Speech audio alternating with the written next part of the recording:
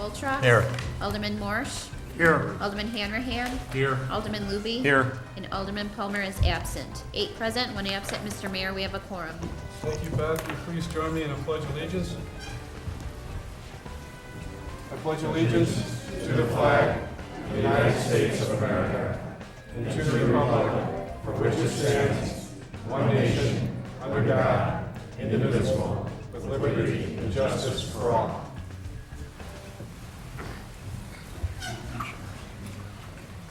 Our first order of business this evening is reports of city officers, and number 1 is comments by the mayor. I'm pleased to present this evening a presentation of Emerging Young Artist Awards presented by Vicki Marasco, the Deer Path Art League Gallery Director. And Vicki, if you want to come on up to the podium here, if you want to just give us a little background first on your program and the artist. I will then read the names of the award recipients, and then we'll have them come up here and we'll present the awards together. Okay, thank you, Mr. Mayor. I'm with the Deer Path Art League, and we're located over in the Gorton Center. And what we're here to celebrate tonight is a month-long exhibit in our gallery for young artists. We reserve the gallery for the entire month and hung artwork from students of 12 different schools in our local community, and also of students in North Chicago after-school programming, of which we've developed an art program, and we go in and teach with the kids 6 times a month at 3 different schools in North Chicago. We try to implement an art curriculum because they don't have art in most of the schools in that area. So that's one thing that we do with our Young Artist Enrichment Program, as well as working in our own local community by bringing in visiting artists to the high school and helping, along with this great art department that they have at the high school, we help out with portfolio preparation, and we also give a scholarship to a senior graduating and planning to study art in college. So those are just a few of things that we do with our Young Artist Enrichment Program, and we look forward to continuing building upon what we are doing right now and celebrating Youth Art Month every March. What we have tonight is 1 student was chosen from each school as a winner of the mayor's very kind award that he will be presenting to them. And it was his idea, and we're really excited about being here, so thank you for having us. You're quite welcome, and thank you for your patience. And this evening we're running a little bit behind. I know you want to eagerly get home and do your homework, so we'll get this moving. But I would like to announce the award winners, and then, like I said, we'll have you come on up here and we'll hand out your awards. The individuals are Kayeli Kinsella of Sheraton Elementary, Julian Sardo of Everett Elementary, Madeline Medica of Cherokee Elementary, Andrew Trandai of Deer Path Middle School, Rose Deach of Lake Bluff Middle School, Molly Bennett, Lake Forest High School, Sarah Schreider, Lake Forest College, and Michael Wesley of Neal Math and Science Academy. I want to first of all congratulate all of you, and I'm certainly, for one, jealous of your awards because this is coming from a guy that is challenged to draw stick figures. So we'll bring you up. But let me come on down. You can come on up here in front, and we'll hand out your awards. Go through the gate. Come on through the gate here. Come on through. There you go. You can do it. It won't bite.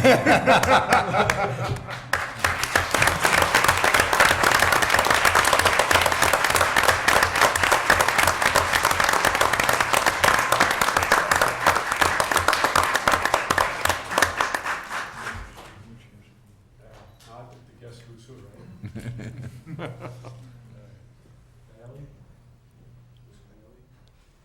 Here. Congratulations.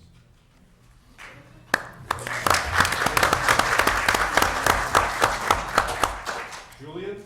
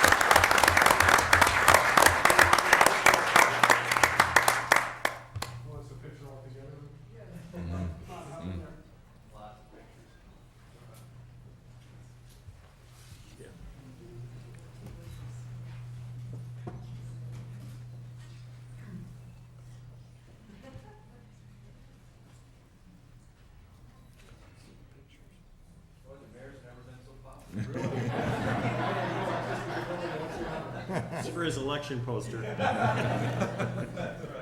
you very much. Thanks for coming out.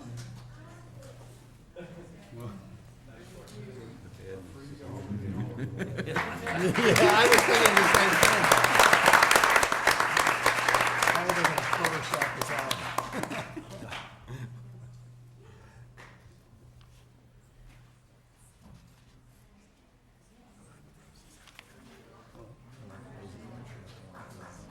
Very put together. Very artfully put together.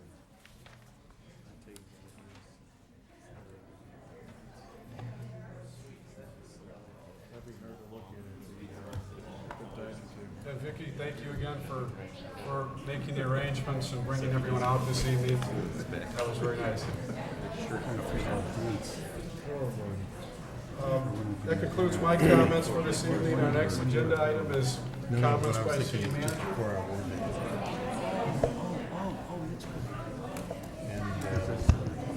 Yeah. And then we. Good evening, Mr. Mayor, members of the council. As you know, each month we try and focus on one organization, one agency within the city of Lake Forest, give them an opportunity to come before you and the community and talk about some new programs and new activities that might be going on. This evening, we're honored to have the Gorton Community Center and Marty Preiss. Marty? Thank you. Okay, up, down, all around. Is this it?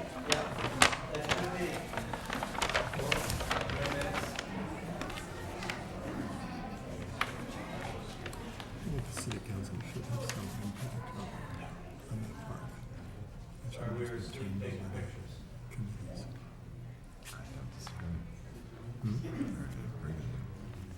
I think so.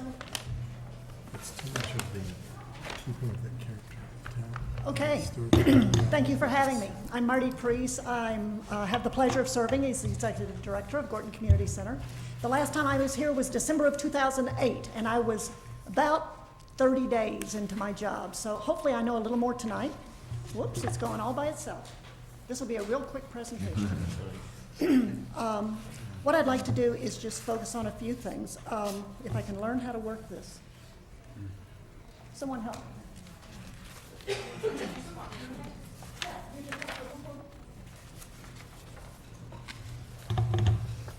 If you go back, one more, thanks. What I'd like to do is just sort of give you a snapshot of where we are at Gorton. I have left for each of you, hot off the press, the new spring-summer catalog for Gorton Community Center. That'll arrive in your mailboxes, depending on our U.S. postal system, somewhere between now and maybe a week from now. It was dropped this morning. I just have 5 slides. I could spend a fair bit of time on each one, but let's run through them fairly quickly, and that'll leave time for you to ask some questions.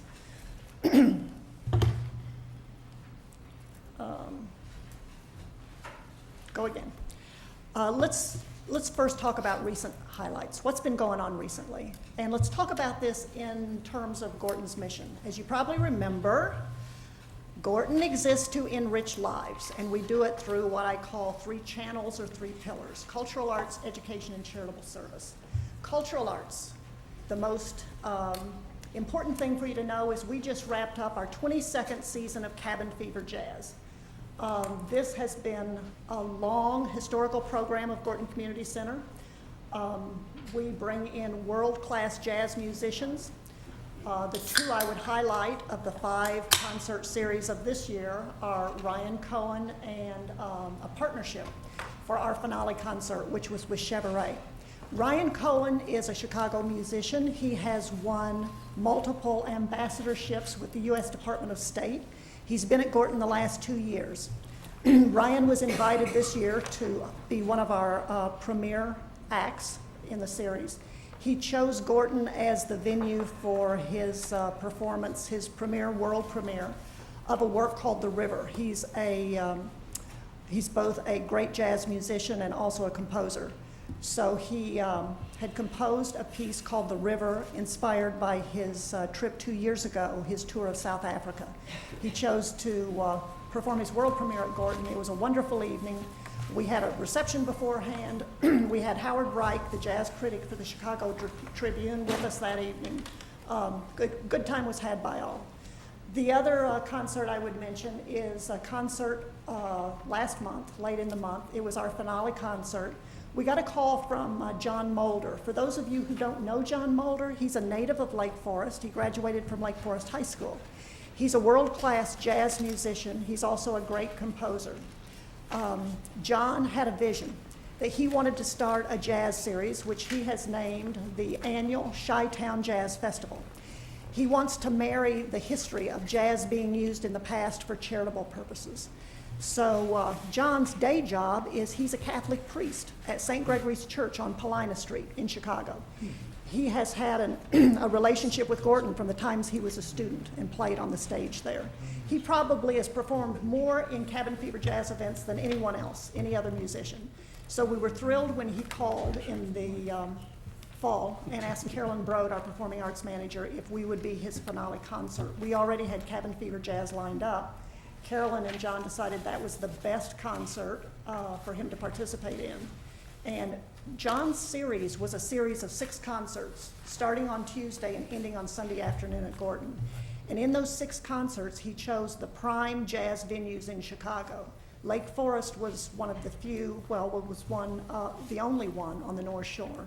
They were all at big jazz clubs in Chicago, including the Symphony Center was one of the venues. So we feel privileged to be part of that group and part of that ongoing series.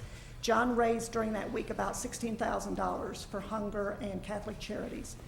Most of that money stayed in Chicago. However, the money raised out here, about $2,800, has gone to the Illinois Food Bank and to Catholic charities. So that was a good event for us. The other thing you should know about cultural arts is that although Gorton's history is with community drama, we are taking advantage of opportunities to bring in professional performing arts troupes, and a couple of those are mentioned there. We have an opera company that we've brought in the last 2 falls in October who perform great opera here. Great place to introduce your children to opera. And then the Lighthouse Trio, which also came to town because of John Mulder's relationship with them, played at Gorton. They're from London. They have a Grammy Award winner, part of the group. They came here via New York City and the Kennedy Center. So we like to be mentioned along with the Kennedy Center and New York jazz clubs. In terms of education, our largest program in our educational area is the Drop-In Center. We're rearranging and expanding services there to meet the needs of families. We're also continue every day to broaden the range of unique programs. Gorton doesn't offer the same programs every term. They're varied and different based on community interests and requests. This term, you'll see in that catalog everything from Lego, construction building classes taught by the Lego masters from Schaumburg's Legoland Discovery Center, to Mahjong. And if you don't know what Mahjong is, learn something tonight. It's an ancient Chinese board game. And a resident came to our program manager about 6 months ago and said, Mahjong is hot on the horizon and we should learn how to play it here in Lake Forest. So there is an active group of Mahjong players in town. Charitable services. This is the part of Gorton's mission that is least understood, least known. Second floor of Gorton houses 6 nonprofit organizations. We support them by subsidizing their rents and utilities. They have annual leases at below market rates. The only utilities they pay are their own phones, for their own phone services. In addition to those 6 nonprofits, we have 3 nonprofit performing arts groups that use our performing arts space on an annual basis. And then, in addition to the lessees, we have about 104 other community nonprofit groups who rented space at Gorton during 2009. So in all, we're serving probably 115 to 120 nonprofit groups at Gorton. The other thing that's been significant in 2009 is the number of people who have come into our space. It's a public building. People come there for help. We've referred people to different social service agencies, institutions, and churches. But particularly interesting to me are the number of families in Lake Forest and Lake Bluff who are in trouble, who are looking for this community to help them in numerous ways. And a couple examples of that beyond the partnership with John Mulder to raise money for hunger and assistance is On December 23rd, the Gorton staff delivered 24 Christmas food baskets to families in Lake Forest and Lake Bluff, donated by Jewel. But there are a number of people in our community who need help, and we should all be respectful of that and know that and find ways to help them. Could we flip through to the next one? So, what are the challenges? The challenges for us are the same challenges you see on a daily basis. Economic environment, this economic climate has affected our revenues in every way you can think of. Registrations, utilization and enrollments for the drop-in center, ticket sales, and grants for cultural activities, cultural events. Cultural arts funding over the past 3 years nationally is down 63%. That touches us. That has an impact. Financial management. We're looking for ways to raise revenue. Most of the people who are in our building are nonprofits. They have the same issues we do. They're struggling, if not even more. So we're constrained by what we can do there. Clearly, good management of expenses and keeping costs down is something we're trying to do. We did a significant job during 2008, 2009, lowering expenses. We continue to look for ways to reduce costs. It's a challenge. And quite honestly, to have any material effect in 2010, it'll be a reduction of staff and or services. Competition for philanthropic dollars. We've all lived here a number of years. We know how the nonprofits are growing. I know if we compared 1970, when Gorton came on the scene, in 1972, with today, we would see a tremendous growth in the number of 501c3s. We all compete for philanthropic dollars, which are going down recently. And I can tell you by fact that in the state of Illinois, between 1998 and 2008, the number of nonprofit organizations grew by 60%. So there are a lot of groups chasing reduced number of dollars. Opportunities, they're out there. I would bring up 4 for your consideration. First of all, in development. Our board astutely invested significantly in development in 2009. We did that by hiring our first professional development officer in May of 2009. And also earlier that spring investing in a development database so we could manage and monitor our donor base. Branding and marketing for Chicago Jazz. We are committed to the cultural arts. We've been a player in the jazz community for a number of years in Lake Forest. For the first time, we're recognized in the Chicago jazz community as a player. Carolyn Brode, who is our performing arts manager, has been asked to chair a group of 40 professionals across the board. Corporations who fund, entities that sponsor, professional musicians, and cultural arts general managers. This is a vision of some of the corporations who put big dollars into the cultural arts in Chicago. We have more visibility than we've ever had, and we think that'll be very helpful to us in funding our performing arts moving forward. Special events is another area where we have significant energy recently. Lisa Smith, who's, I'd call her a native of this place, grew up here, is our program manager and special events manager. Lisa is using every creative bone in her body to develop special events, to bring the non-traditional constituent into our building. I've listed 2 or 3 of them there. The English Beat concert in May of 2009 had the Baggett Auditorium rocking and rolling like it's not rocked and rolled in a long time. People weren't sitting in their seats, they were dancing in the aisles. So that's a good thing for Gorton Community Center. Facility rentals is another area that we look at and brings good revenue to Gorton. We're using our building, that asset, as intensively as we can. That's one way we can generate revenue. We're doing this primarily in the business area, doing off-site corporate conferencing, hosting, business events during the day and private parties. That's good revenue for Gorton. Okay? So what can we do together? I'm always looking for opportunities for collaboration. And one of the most important ones is the first one highlighted. There is great potential for Gorton Community Center and the city and the Chamber of Commerce to work collaborative to leverage the potential economic benefit of the people who come to Gorton. We know over the years that a lot of people come for a lot of visits because of our programs. They come to classes multiple times over a term. However, we also know that our performing arts events bring people from a much larger geographic area. We have a mailing list of people who are patrons to the performing arts of about 7,000 now. I'm talking about a geographic distribution. It says up there 154 communities plus 23 communities in Wisconsin. It's really a total of 154 with about, with the same 23. I separated them out. So, but we're talking about 150 communities. I'm not talking zip codes. I'm talking Chicago as one community. These people come from the whole Chicago metropolitan area. We should be developing marketing plans to move those individuals who come for programs and events and the performing arts audiences from Gorton to our central business district. There's good potential opportunity there. We've not addressed it directly. You know, I'm talking about it at the chamber meetings, I'm talking about it to Susan Kelsey, but we should be very deliberate about what we're doing and how we're moving people within this community. I also am looking for visibility for Gorton events and community in the business district to move them my way. But that's a win-win. That's a great opportunity. The other thing we need and that I'm looking for are some shared services. I don't have the budget and I don't have the staff to provide the professional technical expertise we need for technology, communications, telephone data, all that kind of stuff.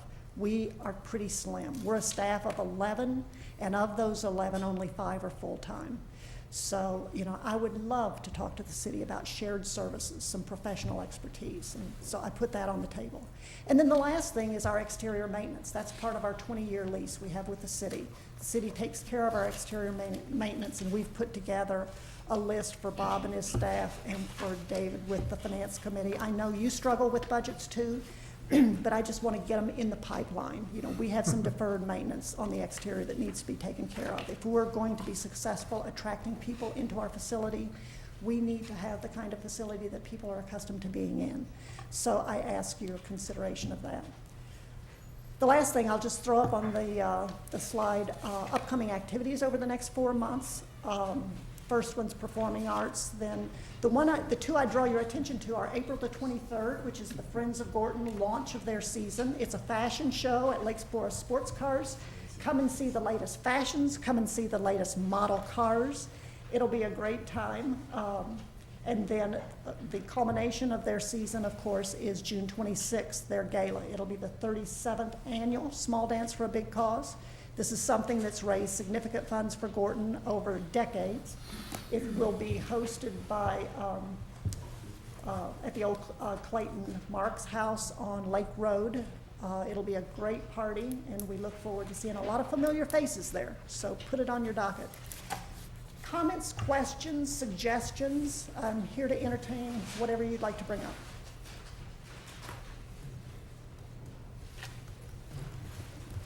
Great overview, Marty. Thank you. The brochure looks great Are you too. enjoying your job now after a little over a When year? I don't enjoy it anymore, I won't be there. Okay, good.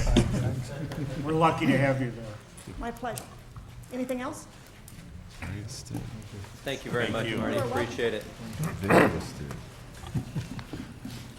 The second item under the agenda is an item that is familiar with the city council, as we talked about it during the recent FY11 budget discussions, and that's a resolution relating to the governor's proposal to take 30% of the local distributive fund, which is our share of the state income tax monies that has historically come to the communities, and to use that money to help balance the state budget.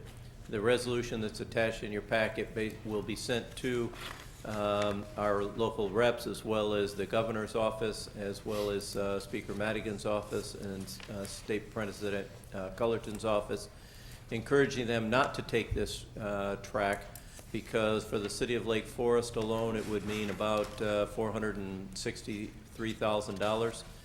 And as you might imagine, it'd be even more devastating to some other communities in the state of Illinois. So the resolution that's before you would ask that they move in a different direction to try and address their budget woes, and staff would recommend that you approve the resolution. Can I make one comment? Sure. Just to prove I read the packet. We all know that Vic, you I don't do. think you wrote this one, but this- I just had, the hyperbole was a little bit much for me. The Great Recession and the fiscal turmoil, I mean, we are not in fiscal turmoil here. Right. This was a model that came from the Illinois Municipal I League, assume so, Yeah. written by someone outside of the metropolitan area of Chicago. No. Motion to approve. Second? All in favor? Aye. Opposed? Motion carries.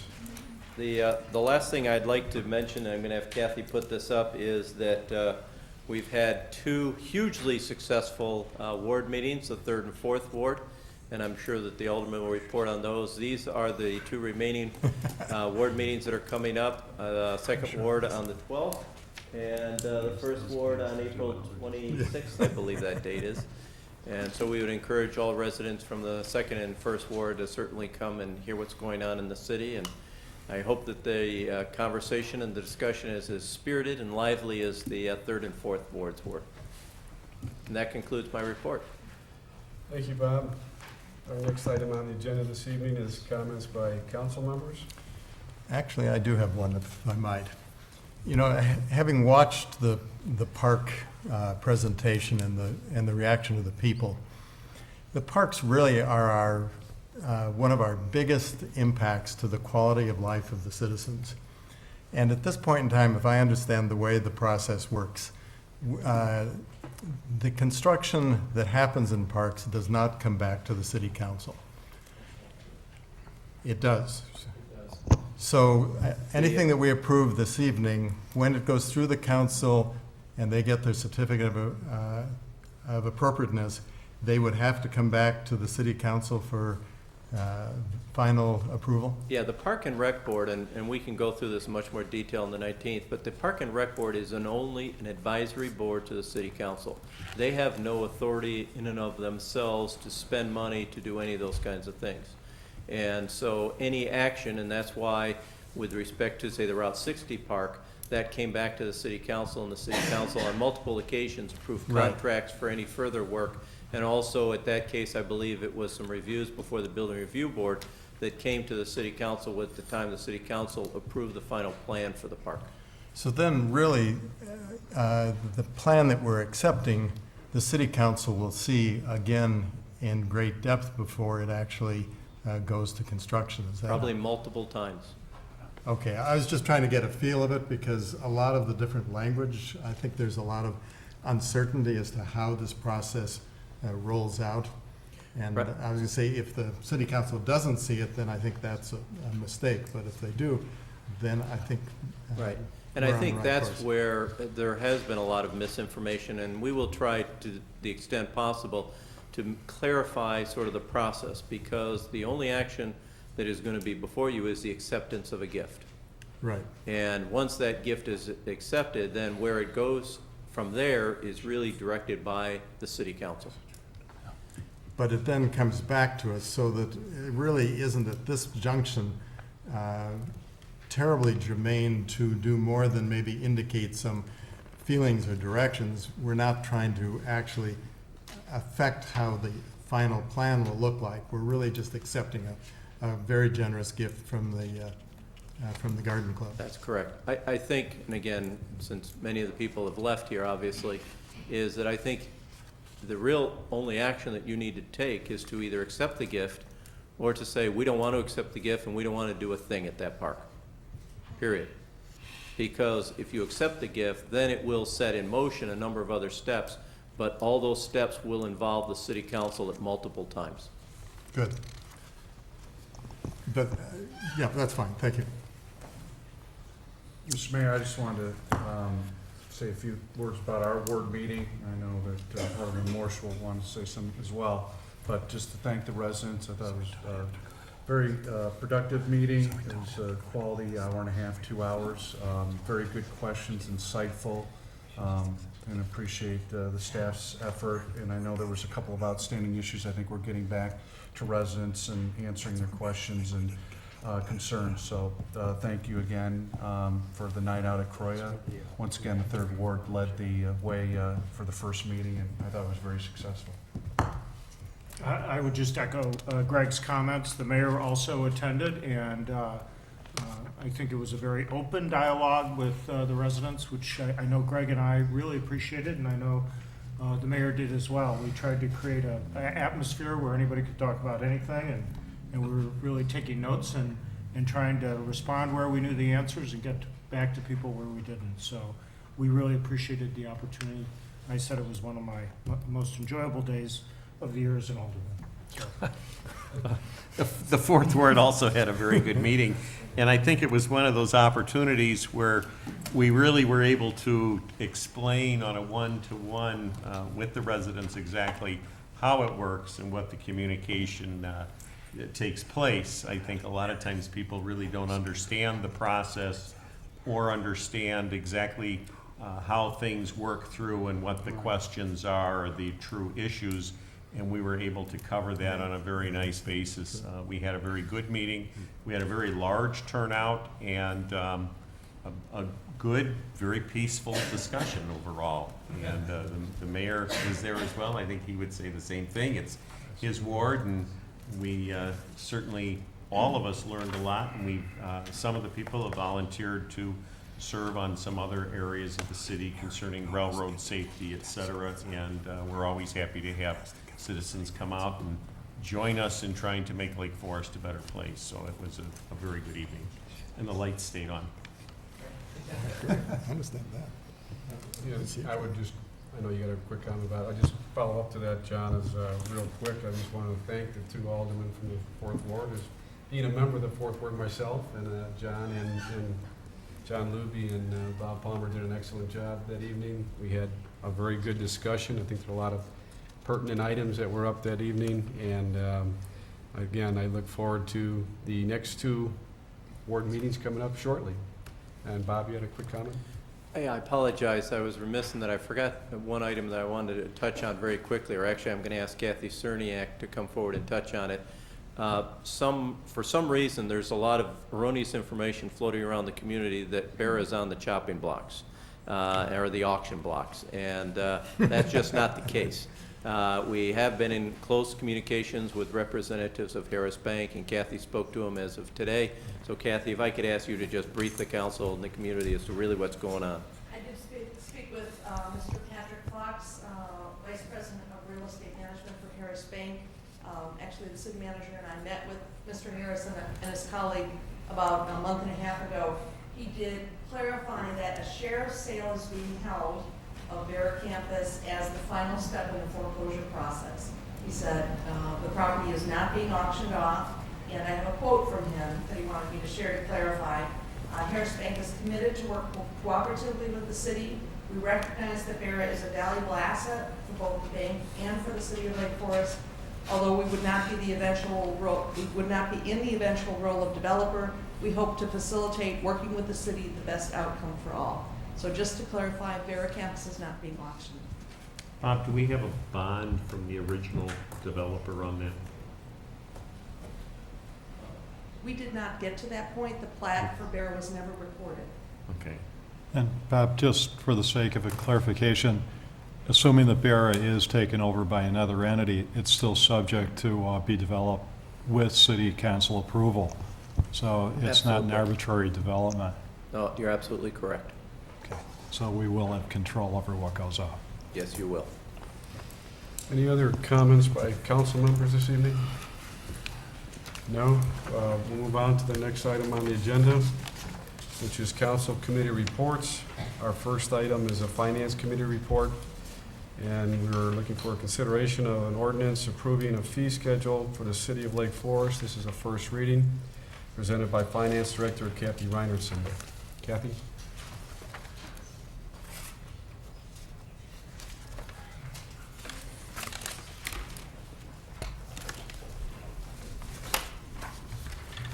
Thank you, Mr. Mayor and members of the City Council.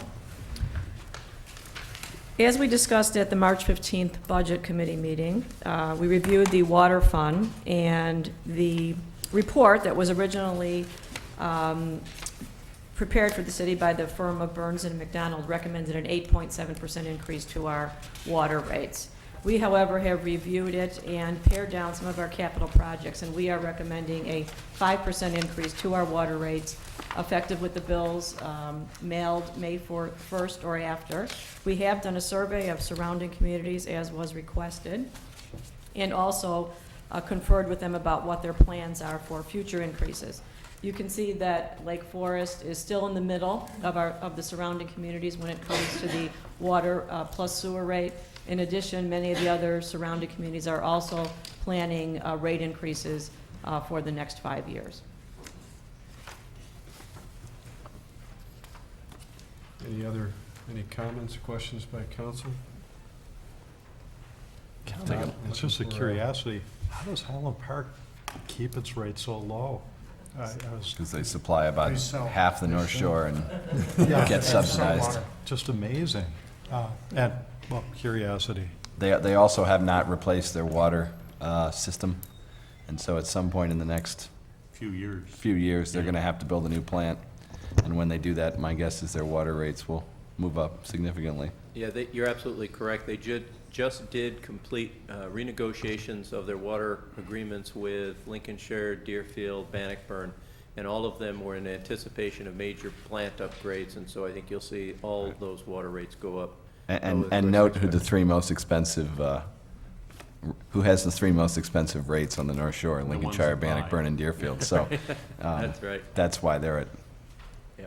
285. And so, but I guess we need a motion to grant first reading of the ordinance. Seconded. All in favor? Aye. Oppose? Motion carries. Our next item on the agenda is a consideration of an agreement between the County of Lake and the City of Lake Forest, Illinois, for allocation of bond capacity pursuant to the American Recovery and Reinvestment Tax Act of 2009. Again, this is presented by our Finance Director, Kathy Reinertsen. Thank you, Mr. Mayor. As you recall, the City of Lake Forest did win the lottery with Lake County for $3 million of recovery zone economic development bonds. In order to issue the bonds, we must pass an agreement with Lake County. In addition, our city attorney informs us that we also must pass a resolution to go with the agreement, which you have in front of you. Motion to approve the agreement? Second. And city agreement. Roll call vote, please. And the It would resolution. actually be a motion to approve the resolution, which will approve the agreement. Very good. As he said. Thank you for the Nice clarification. section. Alderman Grumhouse. Aye. Alderman Novit. Aye. Alderman Woodman. Aye. Alderman Goldschrock. Aye. Alderman Morsch. Aye. Alderman Hanrahan. Aye. Alderman Luby. Aye. 7 yeas, no nays, the motion carries. Thank you, Beth. And our next item on the agenda is a consideration of an ordinance authorizing the issuance of $18,425,000 in general obligation bonds, Series 2010A, 2010B, and 2010C of the City of Lake Forest, Illinois. This is the first reading, and again, presented by Kathy Reinertsen. Thank you, Mr. Mayor. We will be issuing bonds at your next meeting, April 19th. The total issuance amount is $18,425,000 divided into 3 series. The majority of the bonds are for the refinancing of the bank loan for the municipal services facility for $13 million. In addition to that, we have over $3 million for streets, which includes Western Avenue, and various smaller amounts for capital equipment, building improvements, and park enhancements. This is the first reading. You will be approving the second reading along with the issuance at your next meeting. What kind of interest rate are you looking at right now, Kathy? Right now, we feel we are within the forecast that we did present last time. We are, again, keep in mind that some of the rates are taxable and some of the rates are tax Yeah, exempt. could you just break it down between what your target is for taxable and tax exempt? Just an all-in number is fine. Yes, what I have for the all-in number that we will be using for arbitrage purposes would be 2.94%. And on the taxable? That's actually both of them included. Oh, okay, Yes. with the rebates? Yes, with the rebates. Kathy, do you want to brief the council on your phone call with Moody's? Yes, we had the ratings call with Moody's last week. It was very successful. Moody's was very impressed by many of the things that you are doing, such as keeping a high fund balance, much more above the 15% than is required. We're actually at about 38% right now. So they were very impressed that we continue to keep that we aren't drawing that down for fund balance, that we have come to terms with the economy and are reducing our expenditures, that we're going to be continuing to do that. They feel that, well, the opinion should be coming out next week, but there should be no threat to our AAA rating. And I'd like to thank Alderman Grumhouse as our finance chairman and you, Kathy, as our finance director for keeping us in that good shape. Thank They're you. there. Highland Park's issuing next week in front of us? Highland Park, no, they're issuing the week after A us. week after us, okay. Yes. I'd like to make the motion to accept this. I'll second. All in favor? Aye. Oppose? Motion carries. Can I just add a Public Works one in here? Sure. Quickly. Public Works, our bids, and this will come before us shortly, but they came in very well for paving for this year.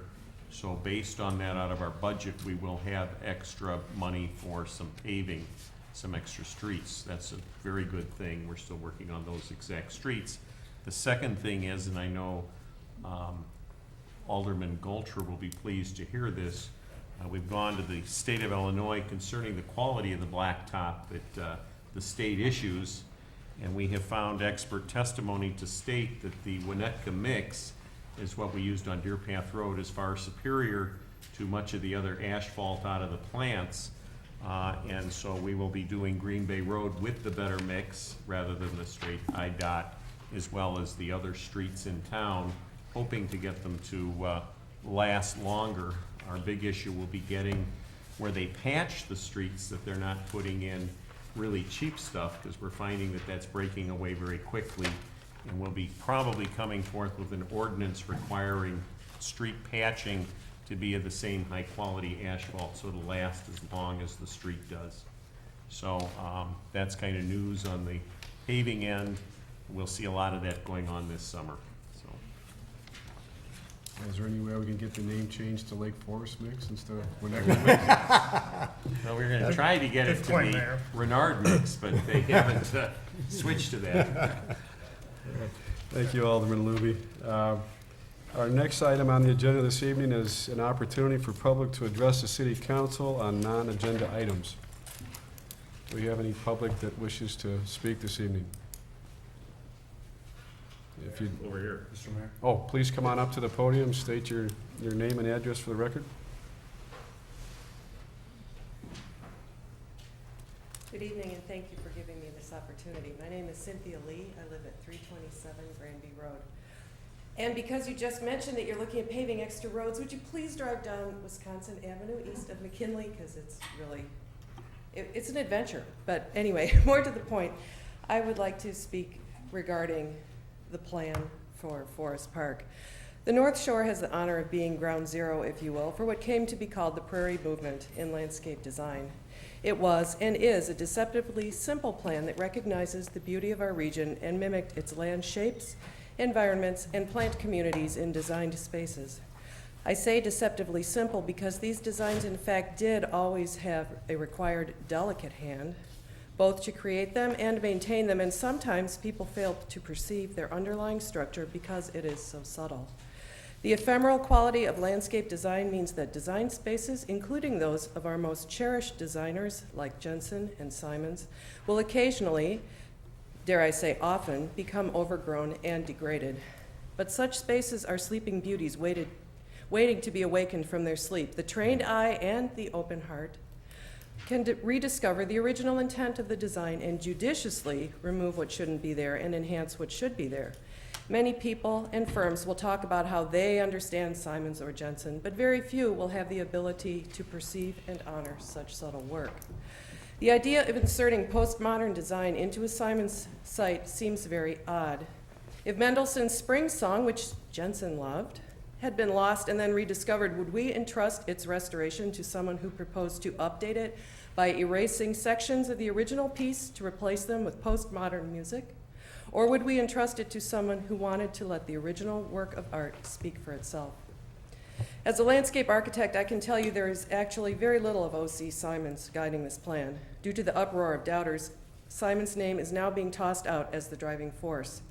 Please take the time to look at Mr. Stimson's website for examples of his style. Any well-trained landscape architect knows that it is the entire site context that must be considered, and the grounds do not just stand independently of the other elements that surround it.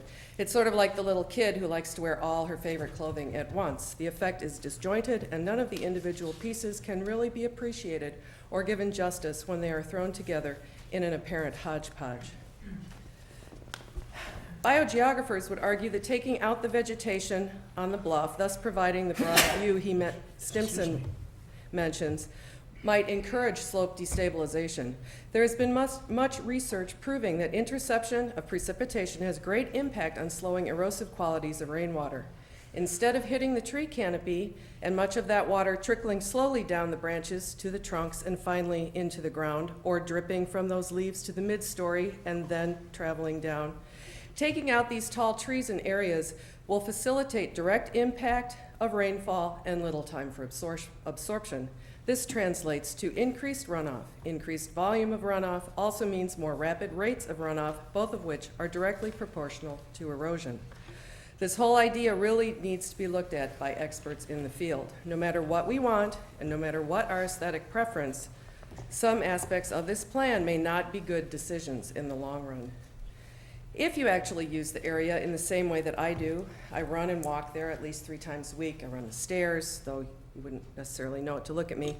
You might see many, many people using the road and parking area who are elderly. They park their cars, they sit on the benches for a while, and there is not much chance that these tax-paying citizens will be able to negotiate the long walk from the south or his proposed north parking area to stadium-style backless seating that will be cold, hard, and uncomfortable.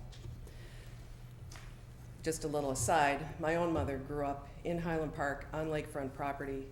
As she got older and had Parkinson's and then Alzheimer's, when I could take her out of Lake Forest Place, what she wanted to do was drive the ring road. She wanted that view that she could have seen as a child, perhaps from her bedroom window. We all know the view from above is very different from the view below.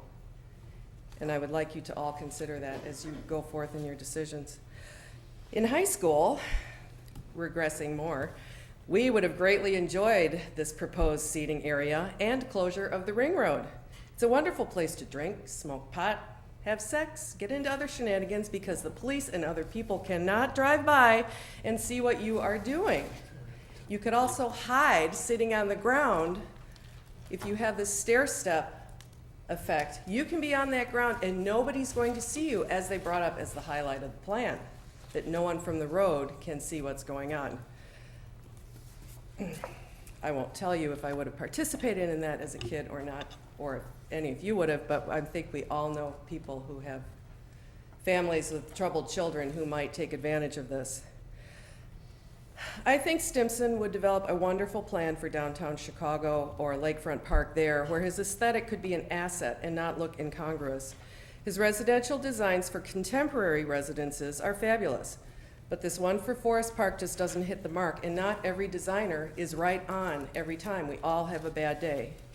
Finally, despite the perception of the Parks and Rec Department, the general community is largely unaware of this project and its magnitude.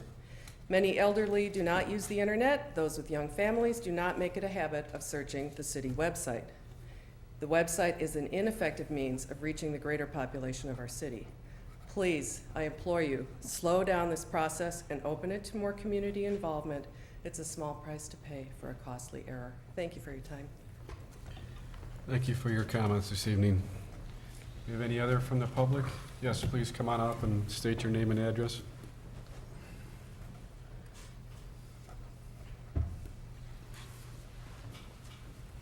Thank you. My name is Rami Lopad. I live at 410 East Woodland Road in Lake Forest. I know Miss Lee, and I don't think she said that she's a very talented landscape architect in her own right. I spent hours and hours preparing testimony for tonight, and I'm not going to read that particular testimony, but I also spent hours developing some questions, food for thought, that I hope that you will take and consider over the next couple of weeks. I actually have more where these came from, gentlemen, so be prepared. To start, Mr. Stimson calls his idea a lawn and tree landscape, a mowed lawn with some indication of native at the edges, but managed so that the view would be quite open. He also said that the design intent of O.C. Simons should really be to know that you have arrived at the lake and be much more dramatic. Some of the trees are really plugging up the landscape, end quote. Drama is not what O.C. Simons was about. Vistas are only one of the goals that the city set out for this process. There were 7. Did someone from the city ever say that vistas should be the dominant goal of this process? Was there a consideration of finding a way for cars to have less impact on the park? Perhaps by managing them through peak time restrictions and no parking signs in the new vista created just 2 years ago, but keeping them in the plan?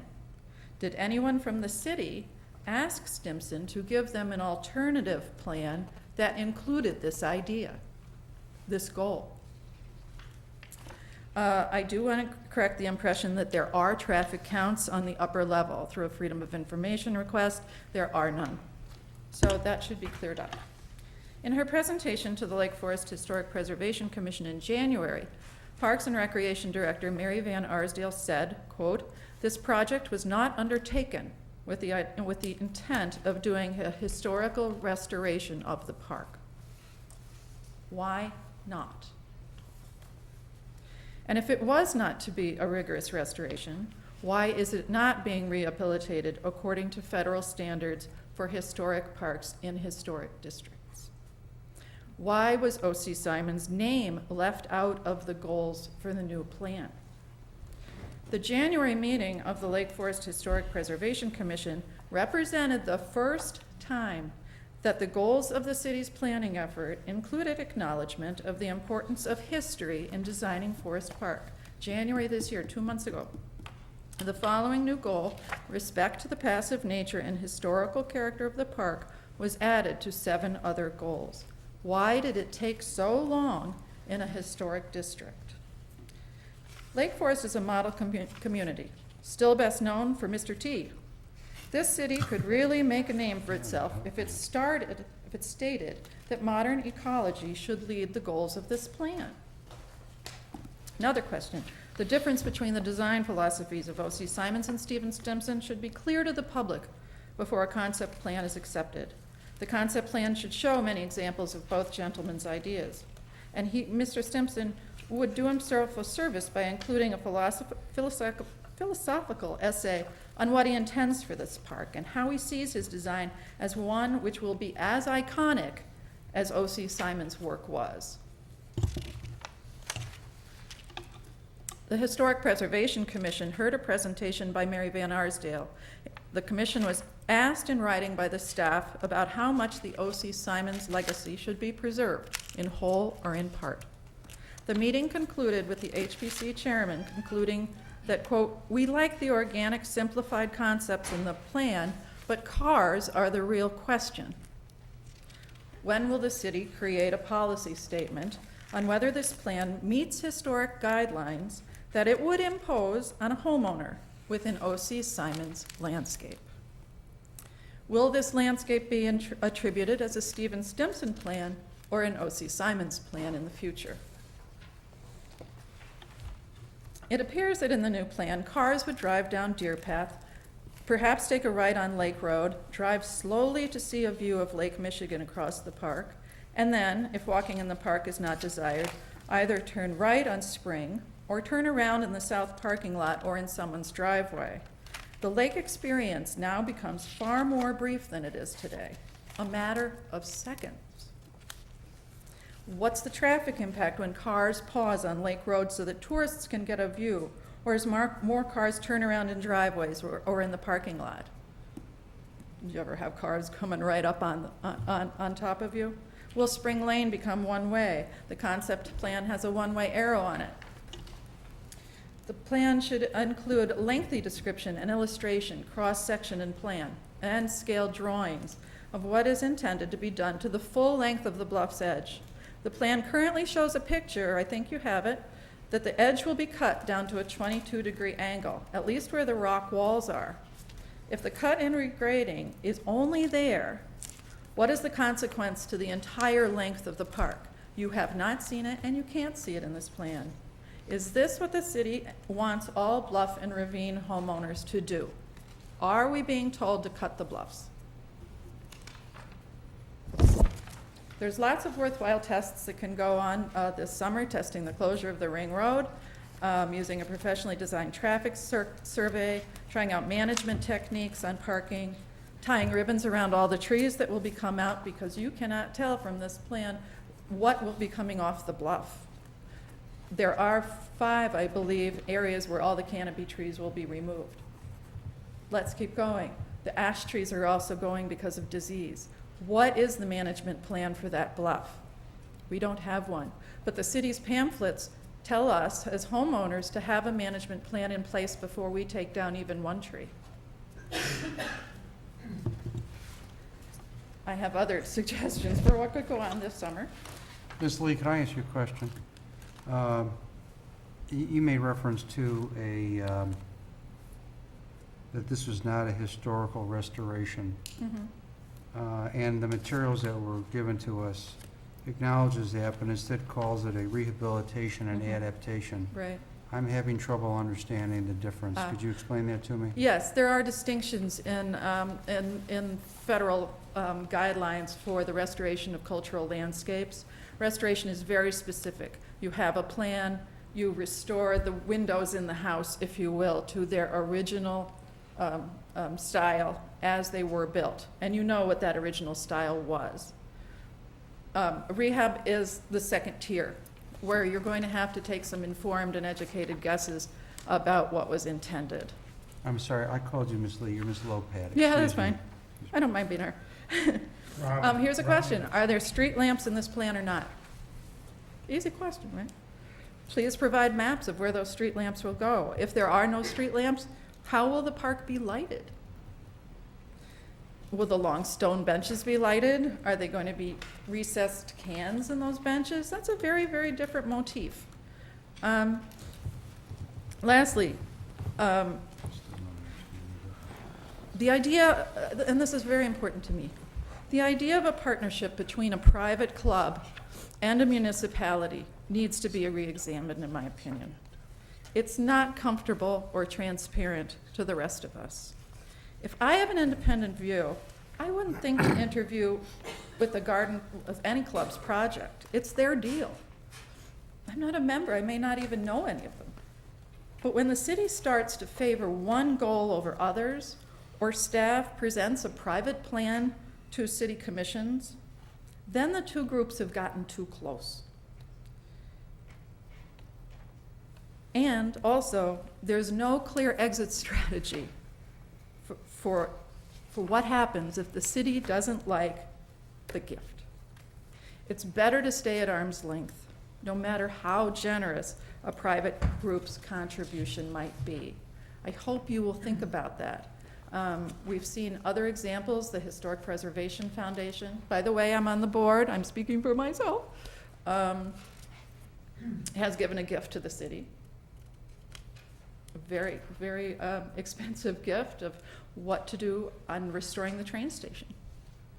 That was much more of a hands-off transaction, as far as I think. And we had Eloa Farm, a whole different model. So it's a very important question, and I think that it would be worth having some conversation. Thank you. I hope I did provide a little food for thought. We thank you for your comments this evening. Do we have any other members from the public that would like to speak this evening?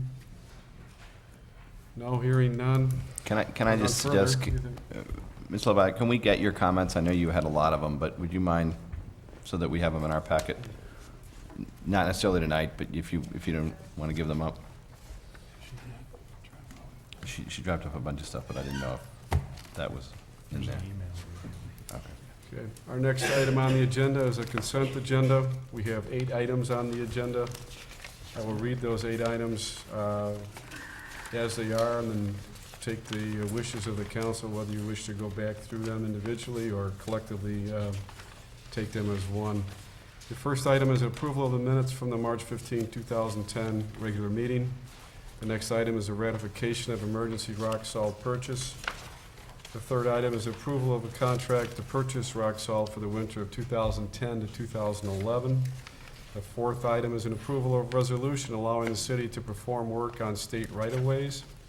The fifth item is a consideration of a professional services contract with Quandrell Consultants, LCC, for the project development and conceptual engineering relative to a future Amtrak Hiawatha service at the Telegraph Road train station. The sixth item is approval of a resolution reallocating 2010 volume cap to the Village of Buffalo Grove, Illinois. The seventh item is approval of the authorized invoices and payrolls. And the eighth item is an authorization of treasurer's warrants to meet expenses of April 2010. So I'll open it up to any questions or comments, either one. Go ahead. Well, I just want to make one point of clarification on item number 5, which is the professional services contract.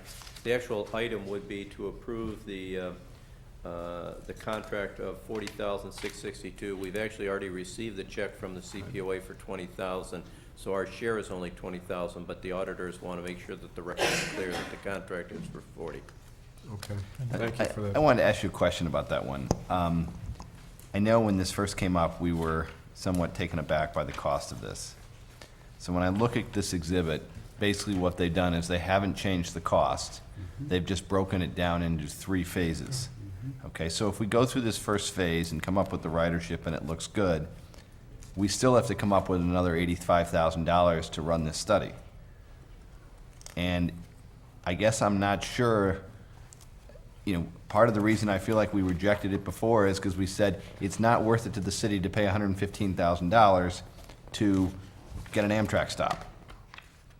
And I'd still be of that position. So now maybe we think if we do this, we can go get more money from, you know, business owners in the community, or maybe the state's gonna kick in, but it doesn't feel like we've got an ACOM to move at all. I echo that concern. This is just, you know, taking the whole and divided it into different pieces and then only addressing one piece at a time, and the whole doesn't change.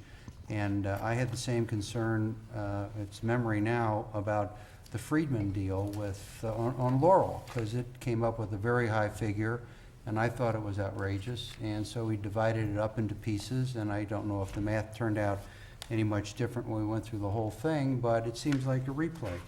And I echo David's concern that our real concern is, you know, what's the whole gonna be?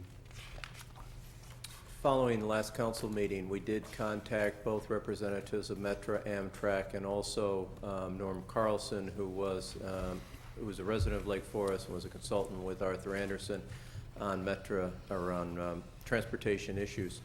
And we talked about, quite frankly, the cost of the scope of the project. And unfortunately, this is a very detailed study. And so the costs were, by at least those 2 agencies and 1 individual, were felt to be clearly in line with what has to happen.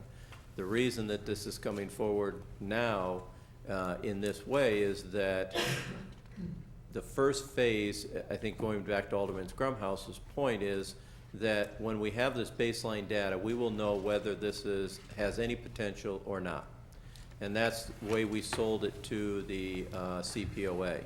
I think once you have phase 1 data, then you will know whether or not there is a potential for going forward, and if we can, then we can go sell it to other agencies, state agencies, CPOA members, and so forth, or whether there's not a snowball's chance for us to achieve this.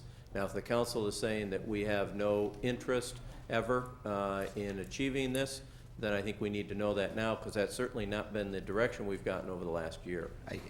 I guess my fear on this is, if you're saying we can do this study of 40,000, and I appreciate that we're getting covered half of it, and then we can go to the state agencies and they're gonna say, it's pretty likely you're gonna get this and be able to do this. Okay, then I'm all right. My fear is, and I don't have a lot of faith in the state of Illinois right now because they haven't lived up to one obligation they've committed to us in the last 10 years, but My fear is they're gonna come back and say, oh, that looks pretty interesting, why don't you go do the other two stuff? And then we're gonna go spend the extra $85,000, and then we're gonna submit it into some bureaucratic state agency, and we're not gonna know. It's gonna be a roll of the dice. It's gonna be no different than the Park and Rec grant that we thought we had 3 years ago that we're still waiting payment on. And given the state, given the, you know, we have the state and we have Amtrak, you know, two entities that, you know, I really want to be dependent on, given their current fiscal situations. And so, you know, I think we need some clarity whether, if we're going to do if we do this first phase, whether we're going to get a pretty good answer from them saying, and, you know, maybe Susan Garrett or Karen May or someone can give us some indication of saying, you know, if the ridership levels look good, we think this is going to happen. But I just don't want to go spend this consultant money and then take a roll on the dice. And maybe you're going to say to me, the only way we can get this is to do that and take a roll of the dice. And we're going to do it in phases at least. But, you know, you should be prepared that you're going to have to pay the $116,000 and roll the dice. I don't think in this situation I'm prepared to do that. Right, and I don't think we're asking you at this point to roll the dice on phases 2 and 3. What we have been told is that in order to be able to go towards, whether it's a state agency or right now, all of the transportation money is at the federal level, and that's probably the more likely source of funding for future stops, improvements, whatever the case might be, that you need to have that baseline data to at least have that conversation with them. The council can pull the plug at any point in time if we feel, you know what, we're going to say we're not even going to go to steps 2 or 3 unless somebody else steps forward and pays the money and so forth, then that's okay, and we know that going into it at this point in time. But there are 8 other agencies, including the Wisconsin Department of Transportation, that is actually a player in this as well. And I think those agencies can get pulled in if we have some idea. Am I saying that we're going to get this complete work done without the city putting another nickel in? No. I think, you know, we're going to have to put something towards it, but at this point in time, I can't tell you what that would be. And certainly, like phase 1, is that we went in good faith, I thought, after the last meeting to the CPOA and said, the council's interested, but they're not going out on this own because of the benefit that the CPOA and others get. So unless you guys step up with some money, that this is going to die. And that's where they then said, well, we'll pay for half of the phase 1. And let me just throw in a comment and follow up to Bob's comments here that, you know, my understanding, we're putting out at risk here really $20,000 to start. And if we don't do it, we can't move this thing off center to start with. And to go back to, you know, the 2 reasons that we're looking at this project in the first place, and I'm going to put number 1 on it as safety. I mean, we've lost three individuals at this train stop over the last year. I And I understand. understand, I'm not Okay. putting a number on safety, or on lives, but I think we need to look at that, and I think we have an obligation to do something, and this is one of them. The second part of it is there is an economic incentive that if we can get this stop in Lake County, that this opens up a corridor between us and Wisconsin, and opens up a corridor for business, which I think that the businesses over on Conway Park realize, because they're funding half of this. They realize there's an opportunity for their own employees to be able to take a train to in and out, or to obviously go out and attract more employees to this area. So to me, $20,000 is not a big number to risk at this point in time. I guess my point on the safety would be, I'm not convinced this does much on the safety. Okay, we're going to get 2 trains a day stopping here. No. No, there'd be 7 to 16. No, it's not. There's 7 to currently 16. 7 right now that go through, and they're projecting it could go up to 16. All the The 7 that indicate, go through, 7 that stop in Glenview?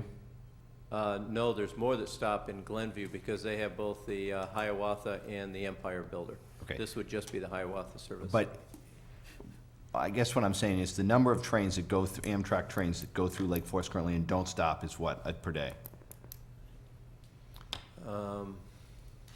Wait, I thought it was like 10 or 12 a day. 10, isn't it? No, because there's currently 7 Hiawatha, and how many Empire Builders? I'm looking at Karina to see if she can remember. I'm not sure if So there's a total of about maybe 17 to 25, something like that. That go- Amtrak, That go through a day. right. That seems really high to me, but okay. We have 90 trains that go through this area every day. I understand, right but now. all I'm saying is, we're gonna say then a portion of those trains are now gonna stop in Lake Forest.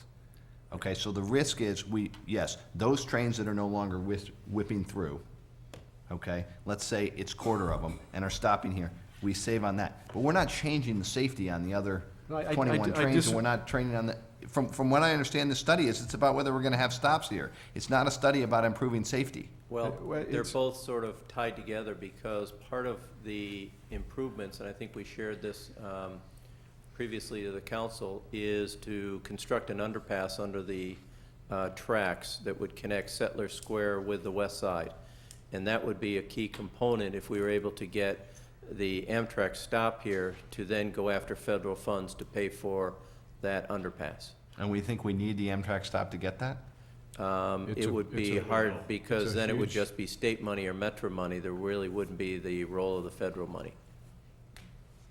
The So- only thing I would add too is, as working with this consultant in the project and on the safety committee, is that the number of trains is gonna increase over time. They're projecting a fairly substantial increase over the next 10-plus years as this is becoming certainly a much more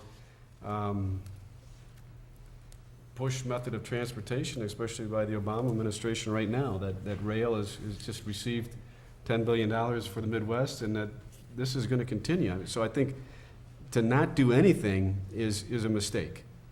I think we have an obligation to start this and to figure out if, one, we can get a stop, and two, what can we do to improve safety there? I think that's part of our obligation. Well, let me first sort of state the obvious, that as far as item number 5, this is not an overwhelmingly consent item. Okay? I mean, there's a lot of dialogue going on here, and there's a fair amount of concern, but this is an issue on the so-called consent agenda. A couple of us are having a little concern. So maybe just to move things along, you know, we can go ahead and approve the other items on the consent agenda as consent items. The appropriate Would be to step for remove that would be this. to remove this from the consent agenda to the regular agenda, and then that vote would allow the rest of it to be considered. You can take it in any manner you wish. It'll still be on the I agenda. mean, the one question I have on this is, I understand if we do the ridership study and it's not good, that it's done. Correct. Okay, and so from that perspective, it makes sense to break this up. Okay. What I'm trying to get a sense of is, once we have that ridership study done, are you then gonna come back and say, this looks good, we need to do the other stuff? Are we then gonna, or are we gonna take that and say, now we're gonna go out and blast the 7 agencies, and we're gonna go talk to everyone, and we're gonna try and push this forward and get a commitment subject to the other stuff? The latter. It was our intent, and I apologize if we didn't articulate this, is we look at phase 1 as giving us some baseline data that we could then go out and market and sell to these other groups that says, okay, phase 2, phase 3 is going to be X dollars. Here is how we want to cost share that X dollars amongst 5 to 7 of those other agencies. And our consultant is confident that that's a realistic approach? Well, he's confident in the approach. He's not confident, and I can't guarantee that they're all going to say yes or no, but I think if we get to that point and they don't contribute, then the project should be dead anyways, because the numbers should be able to say to Amtrak, to Metra, and some of these other agencies, here is how powerful this information, or here's how powerful a potential stop is to increase ridership and the financial impact it would have. Also, I think it does give us some information, and we can go after groups like Lake County Partners and so forth, because I think that the impact, the economic impact on not only Lake Forest but also the region is significantly greater than what I think we're giving it credit for right now. What's the number that you need to be successful? I don't have that answer, and that's what that phase 1 study will tell you. No, I mean, what number will the agencies that are going to vote on the acceptability going to need to see to give us a heads up, an approval sign? They won't tell you. Yeah. No, but they must have a feeling of what, No, it's political. I understand that, but, you know, just generally, you know, if you need 10,000 or 100,000 or whatever, it strikes me you should be able, since a lot of people have done this, I would think someone would have an idea of what, you know. Well, that's the what's thing, there haven't been a hurdle. lot of these done. They're doing a corridor study right now for high-speed rail as a part of that, but there haven't been a lot of new stations added. And I guess the only number I can give you is, you know, take a look at the numbers of what they were required to add a train for the Sunrise Express. That was about, 350 was the total number of new riders for them to say it's a go and let's make it happen. Bob, phase 3 of this is identified as engineering. What is that engineering of or for? That would be, once the decision has been made by all the parties that yes, there is going to be a stop, then what are some of the engineering issues that would have to be addressed, whether it's to move it slightly north so it doesn't block Everett Road, so on and so forth. Those would be the details that would have to be then engineered in order to finalize any stop there at the site. But you haven't mentioned this different underground passageway, which is supposedly the ultimate safety issue that we're talking about. Right. So is that part of the engineering, or is that going to be something else then? No, Phase 4? Well, I can't give you that detailed information right now because part of the ridership study is if the numbers are there, then they start saying, okay, for this to happen, here are the requirements that are going to be there. Like the underpass, like is there going to be a shelter on the east side of the platform? I mean, those are all questions. They're very good questions, but I can't answer those questions right now. Well, And those would be answered later on in this. Isn't it, we are still gonna follow up and pursue an underpass, whether this Amtrak stops or not. We can try. Our chances, I think, and we've been told this by the Obviously, consultants, it's are much less. better if we can get Right. Amtrak, because that will give us the opportunity to show the need and hopefully get those funds. But we're also looking at grant money. Are we not looking at grant money right now to try to get funds for that underpass? Right. We're trying everything and anything we can to secure funding, but we don't know what's going to be available. Just a peripheral issue. Are we committed to the same company for phase 2 and 3 if we use them for phase 1? And is there a definition of what the total cost will be for phases 2 and 3 at this point? To answer your first question, no. To answer your second question, yes. Okay. It is spelled out, but we are only committing to do phase 1 if the council approves this evening. Out of curiosity, what is the total cost? It's in 116. the packet. Okay, so it It's in is the packet. consistent with what it Right. was before. I have a question. I've done a lot of business with AECon. They're obviously an internationally known engineering firm. And I've done a lot of work with them on forecasting for rail. So I think that's a great choice. What does Quandel add to the party here? I mean, I'm kind of curious. Yeah, well, they're basically the engineering consultant that right now is working on behalf of the Federal Railway Administration to do an entire corridor study from Chicago to Milwaukee to Minneapolis and so forth. Is that a And- conflict for us to have the same one? No, actually, we thought that it was a benefit for us because the price, at least what has been told to us by Metra, Amtrak, and Norm Carlson, is that your price is actually less because he already has a lot of the Well, data. I just don't see a lot of roll for them in phase 1. Yeah, I mean, obviously, that's AECon's work. Okay. I'm just curious. yeah. I have a question for Vic. If this proceeds as a consent item along with the other 7 items, and I have a problem with this one, do I need to vote no for the entire consent? The vote is for the entire package, so you So have if you to make it. object to any one, It's it's a correct. no. If you want to vote no for one and have that register, you would have to vote no against the consent decree. You- The alternative is simply a motion You to should make amend a the motion consent to take it out, and then agenda. we'll approve it. And then- Yeah, I move that item number 5 be removed from the consent agenda. And that you approve everything else on the consent agenda? Well, yeah. We should do that in 2 pieces. It should be Okay. first to amend the consent agenda and then take the vote on the consent agenda as amended. Okay, I'll second that. All in favor? Aye. Opposed? I'll make a motion to approve the consent agenda As amended. as amended. Second. All in favor? That's a roll call. Roll call. Okay, roll call. Alderman Grunhaus. Aye. Alderman Novak. Aye. Alderman Widman. Aye. Alderman Gultra. Aye. Alderman Morsch. Aye. Alderman Hanrahan. Aye. Alderman Loopy. Aye. 7 yeas, no nays, the motion carries. It would be appropriate then at this point to consider the item that was removed from the consent agenda, if someone wishes to make a motion. I mean, you know, I'm uncomfortable with this, but I will take your word that you think if we have this data that we will be able to drive a lot of, you know, results with it, and that we're not gonna have to, you know, get stuck with filling out the other, you know, committing to the other $76,000, you know, to move it forward. Again,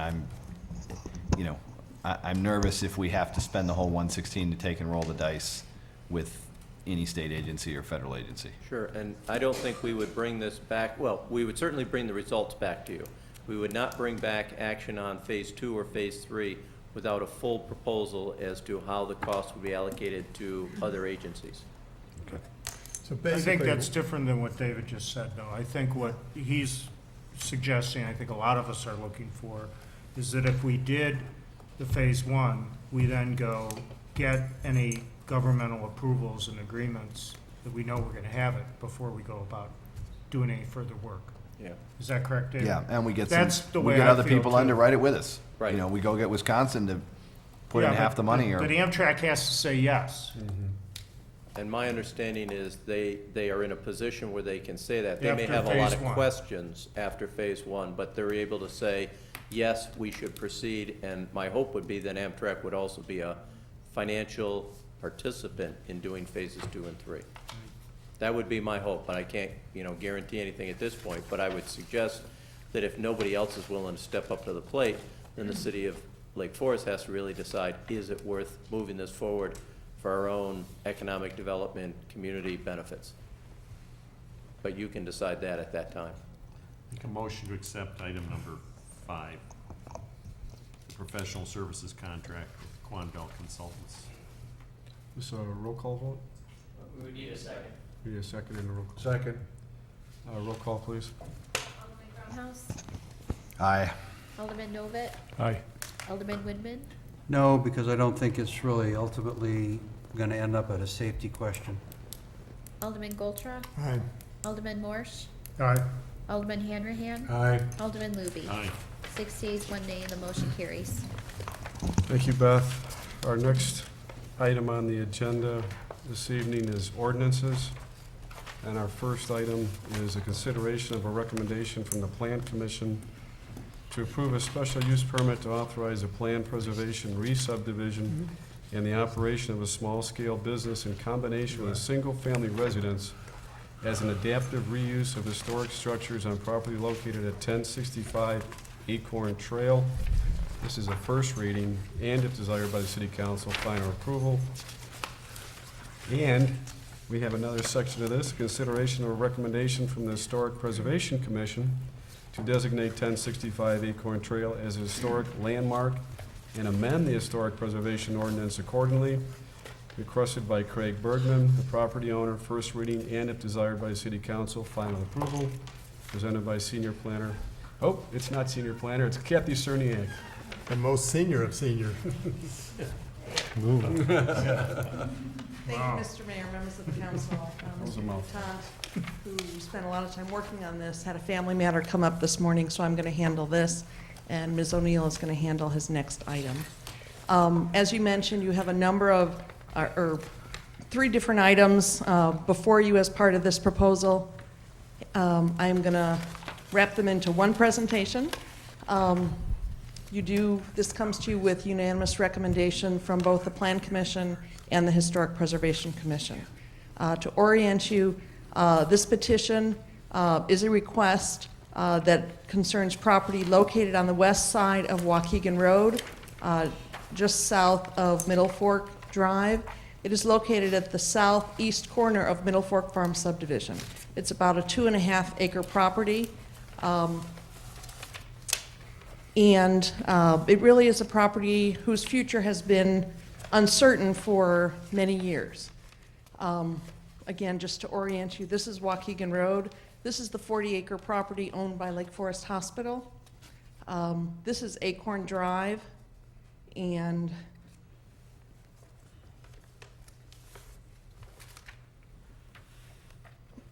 this is the area we're talking about right here.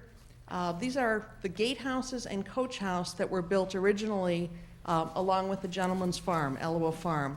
The gatehouses are here and here. These have always been used as residences, and under this proposal will continue to be used as residences. This is a courtyard, a paved courtyard, and this is the coach house. This coach house was used as a garage to house equipment and vehicles, and was used as apartments for the caretakers who worked at Elua Farm. I did want to just point out the relationship between this property and Elua Farm. The original house for this estate was planned to be built in this area, joining the farm and the caretaker's cottage. As you know, the original house was never built. This property has been in 4 ownerships since it was built in 1915 by David Adler, designed by David Adler. Ownerships were the Armour family, Wallace Carroll, Mr. Shaw, Bob Shaw, and currently, just within the last month or so, Craig Bergman has purchased the property just before it went to auction.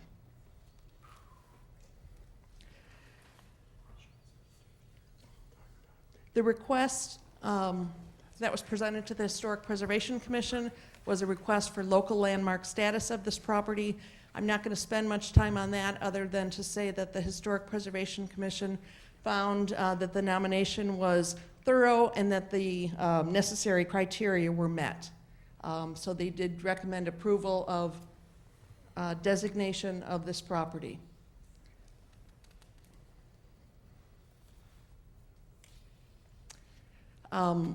Again, to orient you, this is north, this is Waukegan Road. This is the entrance that exists to the property from Waukegan Road. What is before you is a request for approval of a plat to recognize the existing lot. There is no subdivision being proposed, only a plat that would recognize the existing lot. This property is within the planned historic preservation district, and because of that, it requires a special use permit in conjunction with approval of the plat. Through the special use permit, Mr. Bergman is requesting authorization to use the coach house in a residential district for a studio for his landscape design business.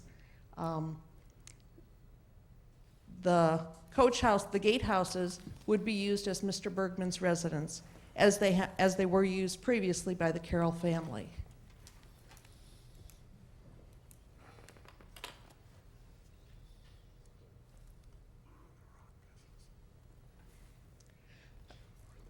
Just key issues considered by the Plan Commission, and I know the Plan Commission, as well as members of the council, always have concerns about establishing a precedent with any approvals that we grant. The Plan Commission certainly considered that very carefully in granting approval for a studio design business in a residential district. They also considered carefully preservation of the surrounding neighborhood character, really limiting the use, the non-residential use of the property to only the office and studio portion of the landscape business, and they crafted the conditions to prohibit any storage of materials, staging of vehicles, staging of workers from happening on this site. They also had concerns about traffic.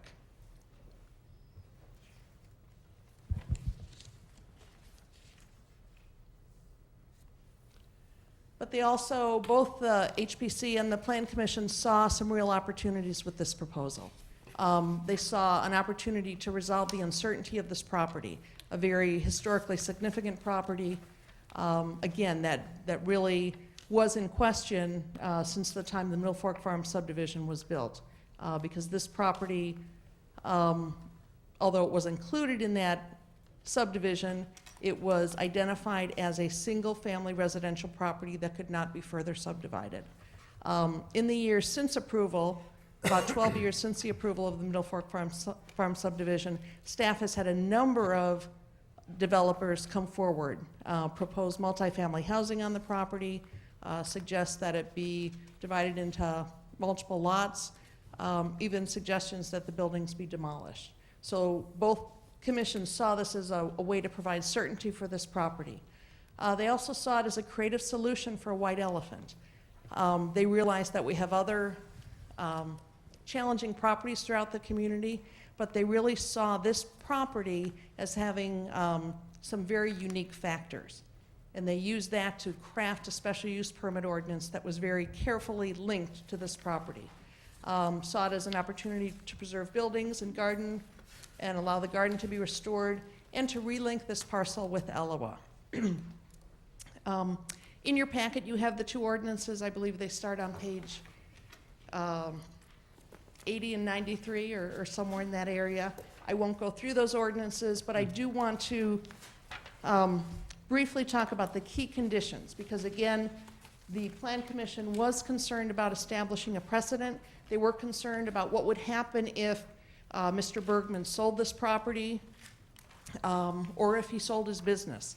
So they very carefully crafted the conditions. And there's, I believe, 16 conditions attached to the ordinance, but just to summarize, special use permit will be specifically issued to Craig Bergman Landscape Design and to Craig Bergman as the owner. Any change or expansion of the use would require an amendment to the SUP that would come back before the Plan Commission and the City Council. Use of the coach house, which is the house that formerly was the garage and housed the workers, would be limited to only the office aspects of the Bergman Landscape Design firm and would allow a maximum of 15 employees on the site. As I mentioned, no activity beyond the office uses would be permitted, and that the Waukegan Road entrance would be the primary access for the employees. The Plan Commission did consider whether to close the Acorn Road access, but from a safety perspective, they felt it was more important to designate the Waukegan Road entrance as primary and then recognize that if access through Acorn Drive becomes a problem, the city would, based on its sole determination, be able to make that change. Where's the parking gonna be for the staff, employees? I will Okay, show you that in just that's a like minute. 15 plus cars.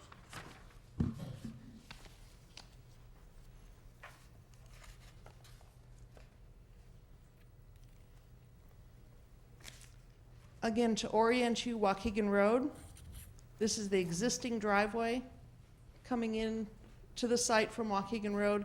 There's also a driveway in this location that will not be used.